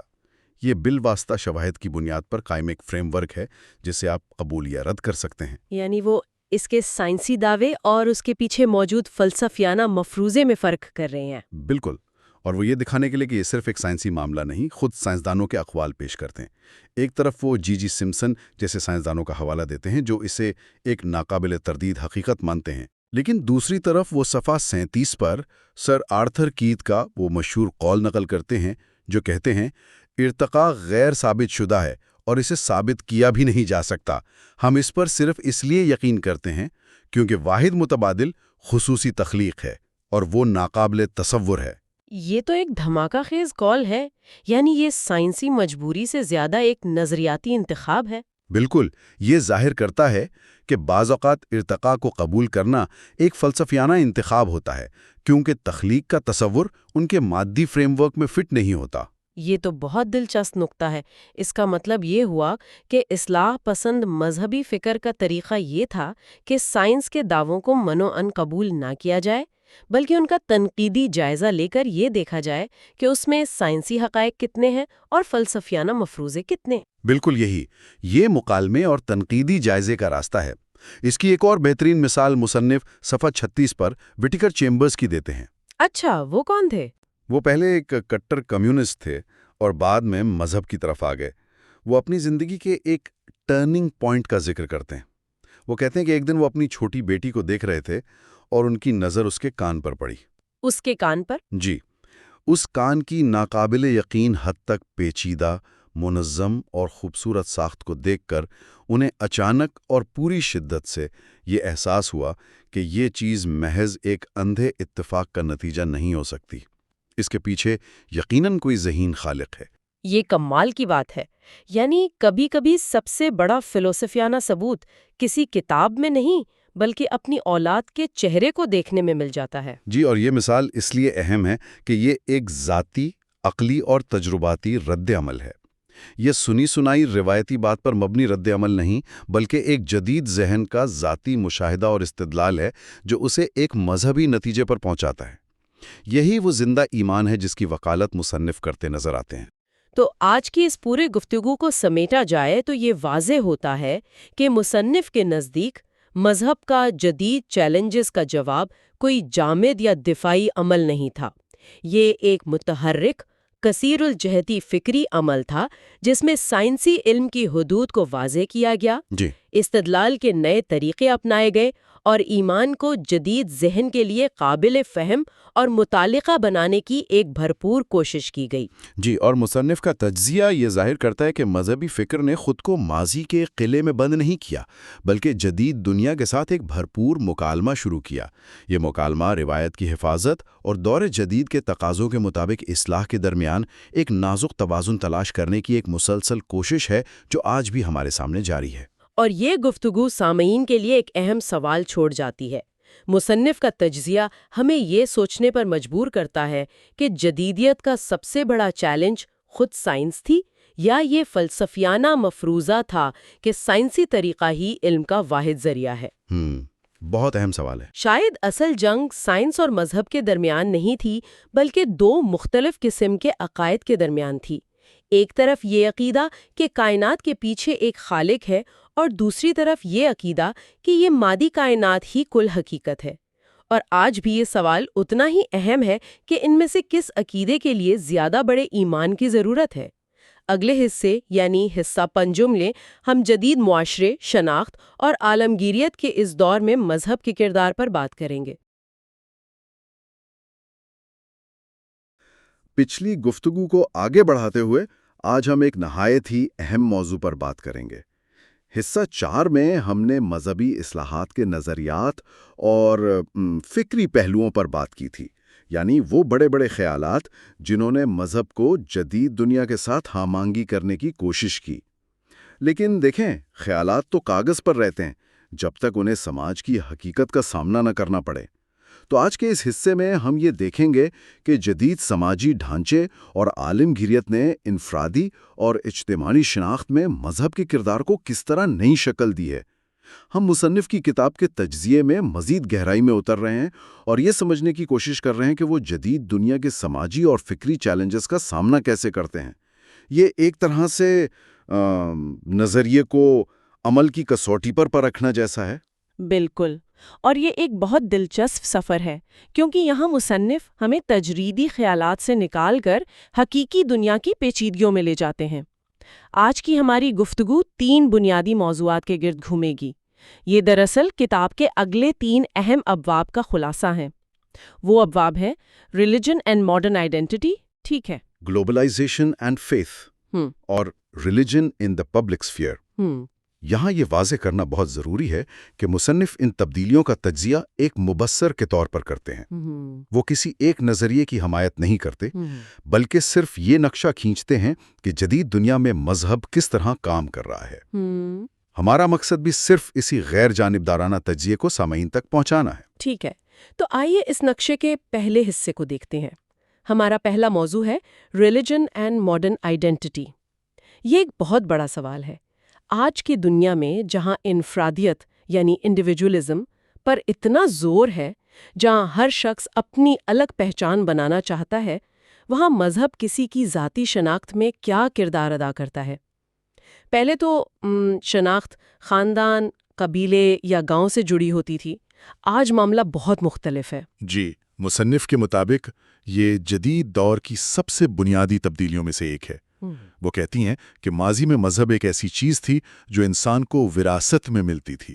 صحیح، آپ جس خاندان یا معاشرے میں پیدا ہوتے تھے، اس کا مذہب خود بخود آپ کا مذہب بن جاتا تھا۔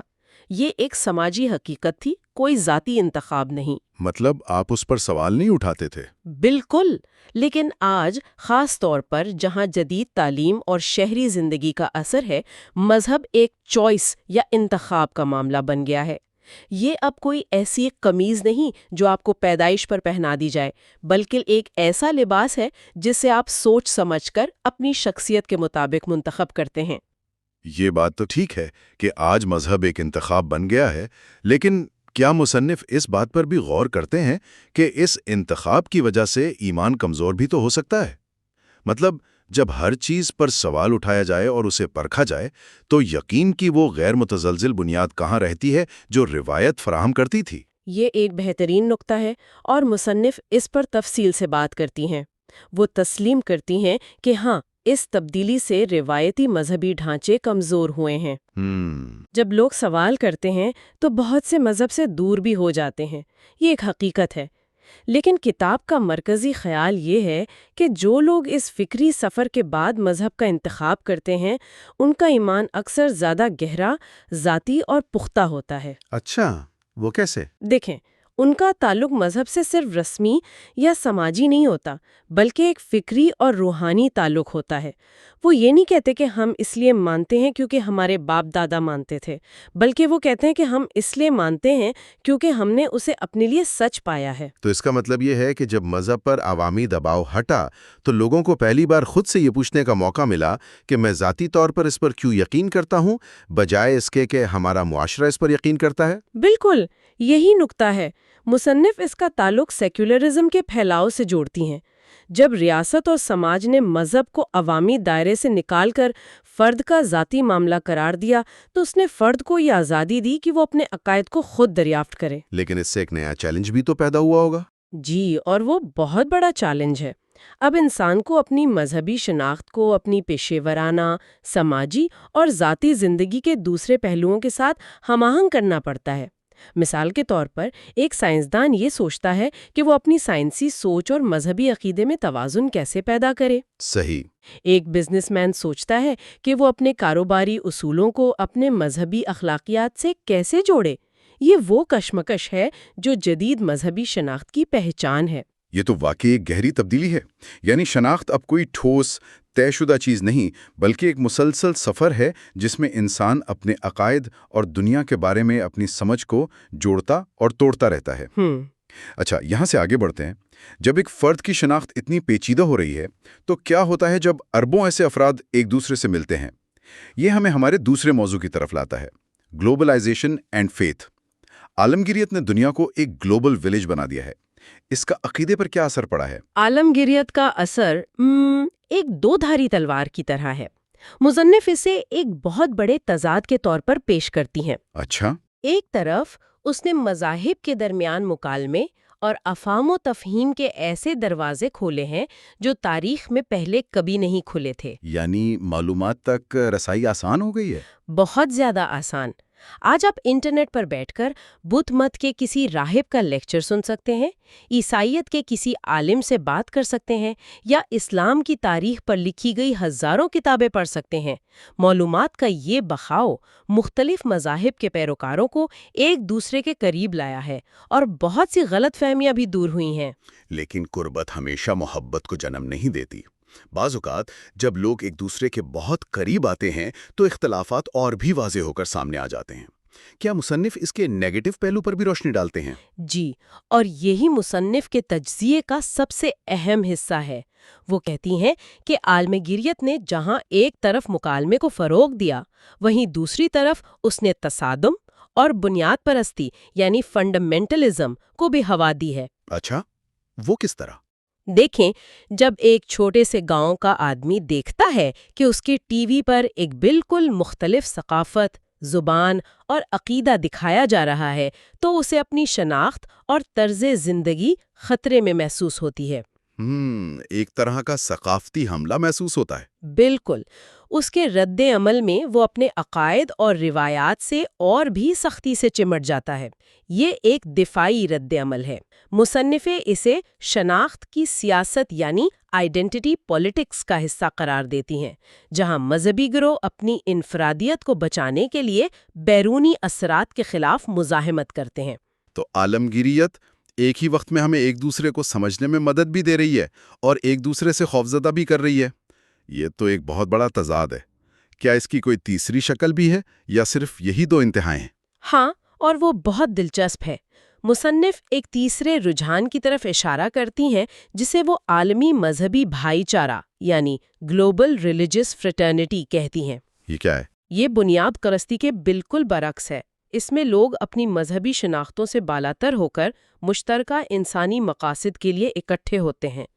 مصنف ایک بہت ہی دلچسپ مثال دیتی ہیں کہ کیسے ماحولیاتی تبدیلی جیسے عالمی مسئلے پر کام کرنے والے سائنسدانوں اور مختلف مذاہب عیسائی، مسلمان، یہودی، بدھ کے رہنماؤں نے مل کر ایک اتحاد بنایا۔ واہ!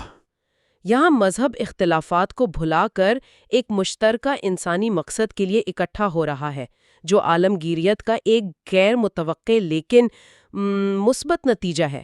تو ایک ہی وقت میں مذہب تقسیم بھی کر رہا ہے اور جوڑ بھی رہا ہے۔ واہ! یہ واقعی ایک پیچیدہ تصویر ہے۔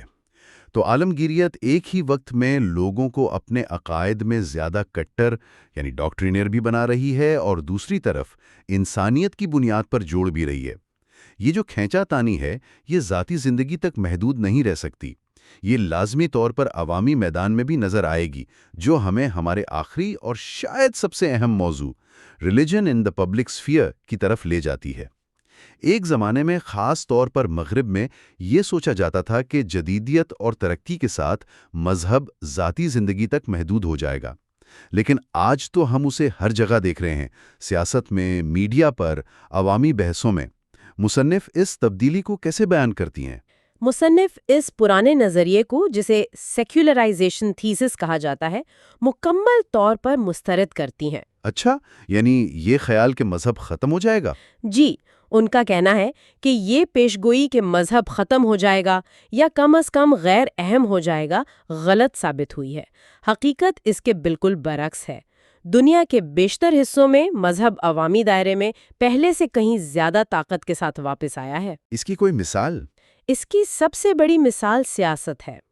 کتاب میں امریکہ میں ایونجیلیکل ووٹ کی مثال دی گئی ہے، یا بھارت اور مشرق وسطیٰ میں سیاسی گفتگو میں مذہب کے بڑھتے ہوئے استعمال کی طرف اشارہ کیا گیا ہے۔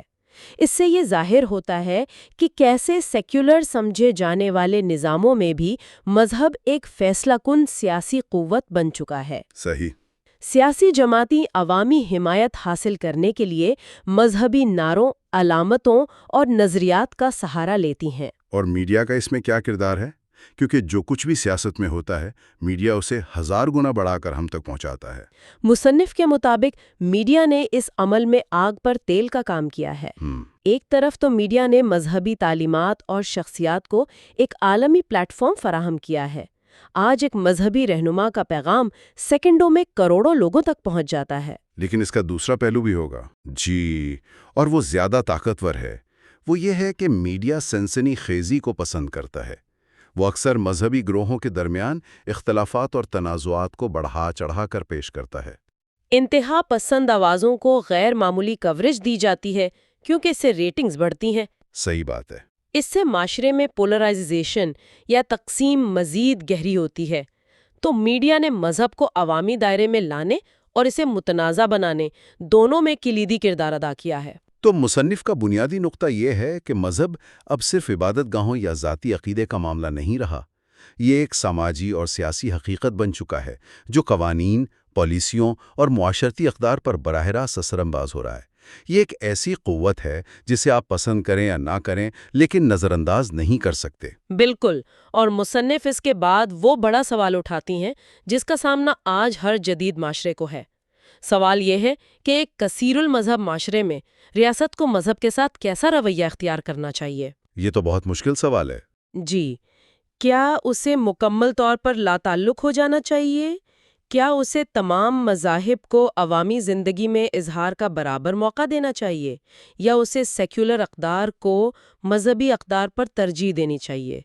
کتاب میں کوئی حتمی جواب نہیں دیا گیا، کیونکہ شاید کوئی ایک جواب ہے ہی نہیں۔ لیکن مصنف اس حقیقت کو واضح کرتی ہیں کہ مذہب عوامی دائرے میں موجود ہے اور رہے گا، اور اس حقیقت کو تسلیم کیے بغیر ہم اپنے دور کے بڑے سیاسی اور سماجی مسائل کو حل نہیں کر سکتے۔ وہ اس رجحان کو اچھا یا برا نہیں کہتی، بلکہ ایک حقیقت کے طور پر بیان کرتی ہیں۔ تو آج ہم نے دیکھا کہ جدید دنیا میں مذہب کا کردار کتنا پیچیدہ اور کثیر الجہتی ہو چکا ہے۔ ذاتی شناخت کی تعمیر میں یہ ایک انتخاب بن گیا ہے۔ عالمگیریت اسے بیک وقت جوڑ بھی رہی ہے اور توڑ بھی رہی ہے، اور عوامی زندگی میں یہ ایک طاقتور سیاسی قوت کے طور پر واپس آ گیا ہے۔ مصنف کا تجزیہ ہمیں یہ بتاتا ہے کہ مذہب جدیدیت کے سامنے ختم نہیں ہوا، بلکہ اس نے خود کو نئی اور بعض اوقات حیران کن شکلوں میں ڈھال لیا ہے۔ اس ساری گفتگو کے بعد میرے ذہن میں ایک بڑا سوال ابھر رہا ہے۔ مستقبل میں مذہب کا انسانی معاشرے میں کیا مقام ہوگا؟ کیا یہ وہ طاقت بنے گا جو ماحولیاتی تبدیلی جیسے مشترکہ خطرات کے سامنے ہمیں متحد کرے گا، یا یہ شناخت کی سیاست اور تصادم کا ذریعہ بن کر ہمیں مزید تقسیم کرے گا؟ یہ وہ سوال ہے جو مصنف ہمیں سوچنے کے لیے چھوڑتے ہیں، اور اسی سوال کا جواب ہم آئندہ اور آخری حصے میں تلاش کرنے کی کوشش کریں گے۔ حصہ 6 میں ہم مذہب کے مستقبل اور کتاب کے حتمی نتائج پر بات کریں گے۔ وہ آخری حصہ اس پوری بحث کا نچوڑ ہوگا، جہاں مصنف ان تمام تجزیات کی روشنی میں مستقبل کے حوالے سے اپنی بصیرت پیش کریں گی کہ جدید چیلنجز کا سامنا کرنے کے لیے مذہب کے پاس کیا امکانات موجود ہیں۔ اور ہم یہ واضح کر دیں کہ ہمارا چھٹا اور آخری حصہ بھی کم از کم 30 منٹ کا ہوگا، تاکہ ہم کتاب کے تمام اہم نکات اور حتمی نتیجے کا مکمل احاطہ کر سکیں اور اس گہری بحث کو اس کے منطقی انجام تک پہنچا سکیں۔ پچھلے 5 حصوں سے ہم ایک بہت ہی گہرے فکری سفر پر ہیں، کتاب مذہب اور جدید چیلنج کا تجزیہ کرتے ہوئے۔ جی بالکل، ایک ایسا سفر جس میں ہم نے تاریخی، سائنسی، فلسفیانہ اور یہاں تک کہ نفسیاتی چیلنجز کو بھی دیکھا جو مصنف کے مطابق مذہب کو درپیش ہیں۔ اور اب ہم اس سلسلے کے بالکل آخری حصے میں ہیں، حصہ 6۔ آج ہم ان تمام مباحث کو سمیٹیں گے اور دیکھیں گے کہ مصنف ان سب کے بعد کیا نتیجہ نکالتے ہیں۔ یعنی آج ہم مصنف کے اخذ کردہ نتائج پر بات کریں گے اور خاص طور پر اس سوال کا جواب تلاش کریں گے کہ جدید دنیا میں مذہب کا مستقبل کیا ہے۔ بالکل، تو مصنف کے اختتامی خیالات کو سمجھنے کے لیے ہم اپنی گفتگو کو ان کے آخری ابواب کی بنیاد پر 3 موضوعات میں تقسیم کریں گے۔ ٹھیک ہے۔ پہلا ہے The Future of Religion، مذہب کا مستقبل، دوسرا ہے Dialogue Between Faith and Modernity، یعنی ایمان اور جدیدیت کے درمیان مکالمہ، اور تیسرا اور آخری Concluding Reflections، یعنی مصنف کے اختتامی تاثرات۔ ٹھیک ہے، تو یہ ایک بہت ہی منطقی ترتیب ہے۔ تو آئیے پہلے حصے سے شروع کرتے ہیں، The Future of Religion۔ اتنے سارے فکری اور سائنسی حملوں کے بعد کیا مصنف کے نزدیک مذہب کا کوئی مستقبل ہے بھی، یا یہ ایک ختم ہوتی ہوئی حقیقت ہے؟ دیکھیں، یہیں پر مصنف کا نقطہ نظر سب سے زیادہ دلچسپ اور شاید غیر متوقع ہے۔ اچھا، جی، وہ یہ نہیں کہتے کہ مذہب ختم ہو رہا ہے، بلکہ وہ کہتے ہیں کہ یہ چیلنجز مذہب کے خاتمے کا نہیں بلکہ اس کی تجدید نو کا باعث بن رہے ہیں۔ تجدید نو، یہ تو بہت بڑا دعویٰ ہے۔ مطلب وہ ان چیلنجز کو ایک مثبت چیز کے طور پر دیکھتے ہیں؟ بالکل، وہ اسے ایک موقع کے طور پر دیکھتے ہیں۔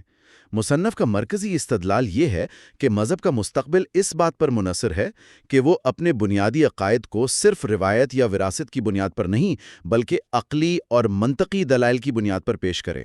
تو مطلب اندھی تقلید کا دور ختم ہو گیا؟ ان کے مطابق جی وہ ایک بہت اہم تفریق کرتے ہیں۔ وہ کہتے ہیں کہ سائنس کائنات کے کیسے یعنی ہاؤ کا جواب دیتی ہے، سیارے کیسے گھومتے ہیں، زندگی کیسے وجود میں آئی، یہ سب ٹھیک ہے، لیکن سائنس اس سوال پر بالکل خاموش ہے کہ یہ سب کیوں ہیں، وائی، اس پوری کائنات کا مقصد کیا ہے، ہماری زندگی کا مفہوم کیا ہے۔ یعنی سائنس واٹ اور ہاؤ بتاتی ہے، وائی نہیں۔ ایگزیکٹلی، اور مصنف کہتے ہیں کہ یہ کیوں کا سوال انسانی فطرت کا بنیادی سوال ہے، آپ اسے نظر انداز نہیں کر سکتے۔ جو انسانی علم کائنات کی پیچیدگی، اس کی وسعت، اس کے قوانین کے بارے میں بڑھ رہا ہے، یہ سوال اور بھی گہرا ہوتا جا رہا ہے کہ کیا یہ سب کچھ محض ایک اتفاق ہے؟ اور مصنف کا جواب ہے کہ نہیں، یہ اتفاق نہیں ہو سکتا۔ جی، وہ کہتے ہیں کہ کائنات کا یہ عظیم و شان ڈیزائن، یہ فائن ٹیوننگ، یہ سب ایک ذہین خالق، ایک ڈیزائنر کی طرف اشارہ کرتا ہے۔ تو ان کے نزدیک مستقبل کا مذہب موروثی نہیں ہوگا بلکہ ایک سوچا سمجھا، ایک دانستہ انتخاب ہوگا، ایک ایسا ایمان جو علم اور عقل کی بنیاد پر ہو۔ یہ بہت گہری بات ہے۔ اس کا مطلب تو یہ ہوا کہ مستقبل میں مذہب اور سائنس کو ایک دوسرے سے بات کرنی پڑے گی، وہ الگ الگ خانوں میں نہیں رہ سکتے۔ آپ نے بالکل صحیح نقطہ پکڑا ہے۔ یہیں سے ہماری گفتگو دوسرے حصے میں داخل ہوتی ہے، dialogue between faith and modernity, ایمان اور جدیدیت کا مکالمہ۔ مصنف کے خیال میں یہ مکالمہ کیسا ہونا چاہیے؟ کیونکہ عام طور پر تو ہم ان دونوں کے درمیان تصادم ہی دیکھتے ہیں۔ مصنف کے نزدیک یہ مکالمہ ناگزیر ہے اور اس کی بنیاد 2 چیزوں پر ہونی چاہیے، باہمی احترام اور کھلا ذہن۔ یہ سننے میں تو اچھا لگتا ہے، لیکن عملی طور پر یہ کیسے ممکن ہے؟ مصنف کہتے ہیں کہ یہ مکالمہ یک طرفہ نہیں ہو سکتا۔ ایسا نہیں کہ صرف مذہبی لوگوں کو جدید سائنس اور فلسفہ سمجھنے کی ضرورت ہے، اچھا، بلکہ جدید مفکروں کو بھی چاہیے کہ وہ مذہب کو محض ایک پرانا قصہ سمجھ کر رد نہ کریں بلکہ اس کے دلائل کو غیر جانبداری سے سمجھنے کی کوشش کریں۔ تو وہ دونوں طرف ذمہ داری ڈال رہے ہیں۔ جی بالکل، اور ان کی پوری کتاب دراصل اسی مخالفے کی ایک عملی مثال ہے۔ وہ سائنسی نظریات لیتے ہیں جیسے بگ بینگ تھیوری اور یہ دکھاتے ہیں کہ یہ نظریہ مذہب کے تصور خدا سے متصادم نہیں بلکہ اس کی تائید کرتا ہے۔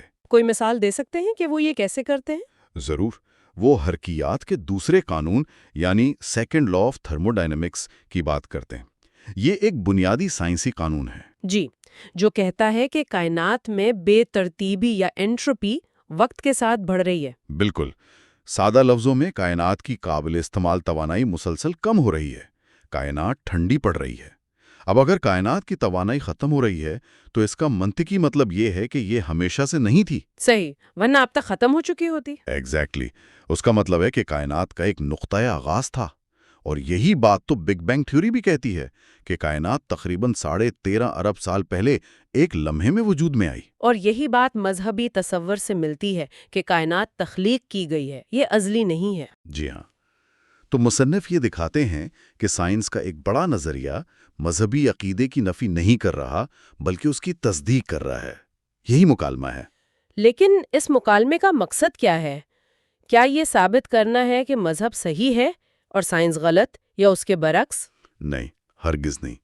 مصنف کے مطابق اس مکالمے کا مقصد کسی ایک کو دوسرے پر غالب کرنا نہیں، بلکہ سچائی کی ایک مشترکہ تلاش ہے۔ سچائی کی مشترکہ تلاش؟ جی، وہ کہتے ہیں کہ سائنس ہمیں مادی حقیقت کے بارے میں بتاتی ہے، جبکہ مذہب ہمیں اس حقیقت کے پیچھے موجود معنی اور مقصد سے روشناس کراتا ہے۔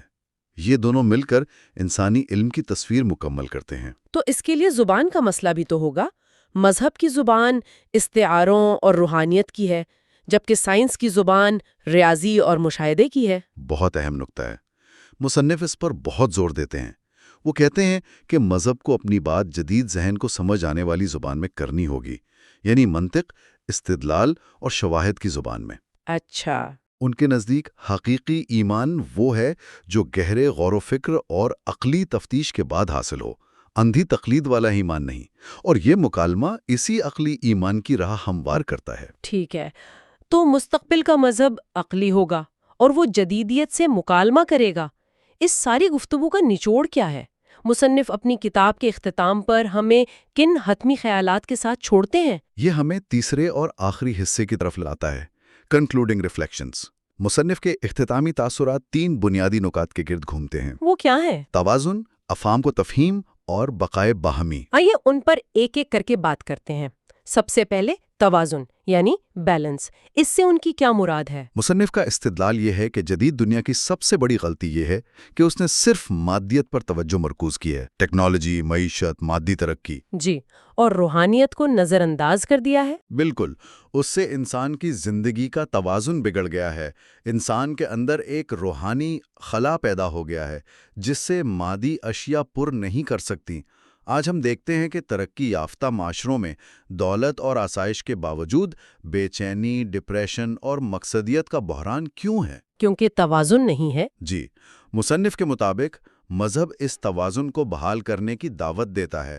وہ یہ نہیں کہتا کہ دنیا چھوڑ دو، بلکہ یہ کہتا ہے کہ مادی اور روحانی پہلوؤں میں ایک توازن قائم کرو۔ یہ بات تو آج کے دور میں بہت ہی متعلقہ لگتی ہے۔ اچھا، اور دوسرا نقطہ افہام و تفہیم، انڈرسٹینڈنگ؟ دوسرا نقطہ افہام و تفہیم شاید ان کا سب سے اہم پیغام ہے۔ وہ اندھی تقلید اور اندھے انکار دونوں کو مسترد کرتے ہیں۔ مطلب یہ کہ صرف اس لیے کسی چیز کو قبول نہ کرو کہ وہ صدیوں سے چلی آ رہی ہے، اور صرف اس لیے کسی چیز کو رد نہ کرو کہ وہ نئی ہے یا آپ کی سوچ سے مختلف ہے۔ تو وہ تنقیدی سوچ کی بات کر رہے ہیں؟ جی بالکل، وہ قارئین کو دعوت دیتے ہیں کہ وہ علم کی بنیاد پر اپنی رائے قائم کریں، مذہب کو بھی سمجھ کر اختیار کیا جائے اور جدید نظریات کو بھی تنقیدی نظر سے پرکھا جائے۔ ان کا پیغام محض جوابات دینا نہیں، بلکہ سوالات اٹھانے اور خود تحقیق کرنے کی ترغیب دینا ہے۔ تو وہ ہمیں کوئی حتمی اور قطعی جوابات نہیں دے رہے؟ نہیں، اور یہی ان کے نقطۂ نظر کی خاص بات ہے۔ وہ سوچنے کے لیے ایک فکری ڈھانچہ، ایک سمت فراہم کرتے ہیں۔ وہ قاری کو ایک فکری سفر پر لے جاتے ہیں اور آخر میں اسے اپنے نتائج خود اخذ کرنے کے لیے آزاد چھوڑ دیتے ہیں۔ ٹھیک ہے، اور تیسرا نقطہ بقائے باہمی؟ تیسرا نقطہ کو ایگزسٹنس۔ ان دونوں نقطات کا منطقی نتیجہ ہے۔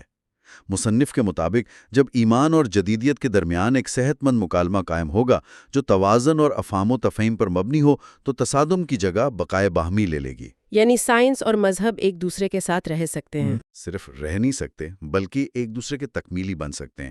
کو ایگزسٹنس سے آگے بڑھ کر ایک دوسرے کے مددگار بن سکتے ہیں۔ سائنس اور مذہب انسانی علم کے 2 مختلف لیکن تکمیلی ذرائع کے طور پر، ایک بتائے گا کائنات کیسے کام کرتی ہے، دوسرا بتائے گا کہ اس کائنات میں ایک بامقصد زندگی کیسے گزاری جائے۔ یہ ایک بہت ہی پر امید اور جامع نتیجہ ہے۔ جی، یہ تصادم کے بجائے مفاہمت کا راستہ ہے۔ تو اس کے ساتھ ہی اس کتاب پر ہماری 6 حصوں پر مشتمل یہ طویل گفتگو اپنے اختتام کو پہنچتی ہے۔ جی، ہم نے اس فکری سفر کا آغاز ان چیلنجز سے کیا جو جدید دنیا نے مذہب کے سامنے کھڑے کیے، اور اس کا اختتام مصنف کے پیش کردہ مستقبل کے امکانات اور ایک پرامید ویژن پر کیا۔ اس پوری بحث کے دوران ہمارا مقصد یہی تھا کہ مصنف کے دلائل، ان کے تجزیے اور نتائج کو غیر جانبداری اور وضاحت کے ساتھ پیش کیا جائے۔ بالکل، ہم نے کوشش کی کہ اس کتاب میں موجود فکری گہرائی کو اس کے اصل سیاق و سباق میں سامعین تک پہنچا سکیں، یہ دکھا سکیں کہ مصنف نے کس طرح مذہب کو جدید دور کے علمی اور عقلی معیارات پر پرکھا ہے۔ چل سکتے ہیں جہاں مذہب ماضی کی کوئی فرسودہ چیز نہیں بلکہ ایک زندہ حقیقت ہے جو ہر دور کے انسان کے لیے رہنمائی فراہم کر سکتا ہے، بشرطے کہ اسے اس کی حقیقی پیغام اور عقلی دلائل کے ساتھ سمجھا جائے۔ جی، مصنف نے اپنے زمانے کے سائنسی اور فلسفیانہ علم کی بنیاد پر مذہب اور جدیدیت میں مکالمے کی ایک راہ دکھائی، اور یہ گفتگو ہمیں ایک آخری بہت بڑے سوال کے ساتھ چھوڑ جاتی ہے۔ وہ کیا؟ مصنف نے یہ مکالمہ 20ویں صدی کے علم کی بنیاد پر قائم کیا۔ آج ہم 21ویں صدی میں ہیں۔ آرٹیفیشل انٹیلیجنس، جینیٹک انجینئرنگ اور کائنات کے بارے میں نئی دریافتوں کا دور۔ آج کے دور میں یہ مکالمہ کیا شکل اختیار کرے گا؟ یہ بہت گہرا سوال ہے۔ اور آنے والی دہائیوں میں اس گفتگو کو کون سے نئے خیالات، کون سے نئے مفکرین آگے بڑھائیں گے؟ یہ وہ سوال ہے جس کا جواب شاید وقت ہی دے گا۔ بالکل، یہ ایک ایسا سفر ہے جو کبھی ختم نہیں ہوتا۔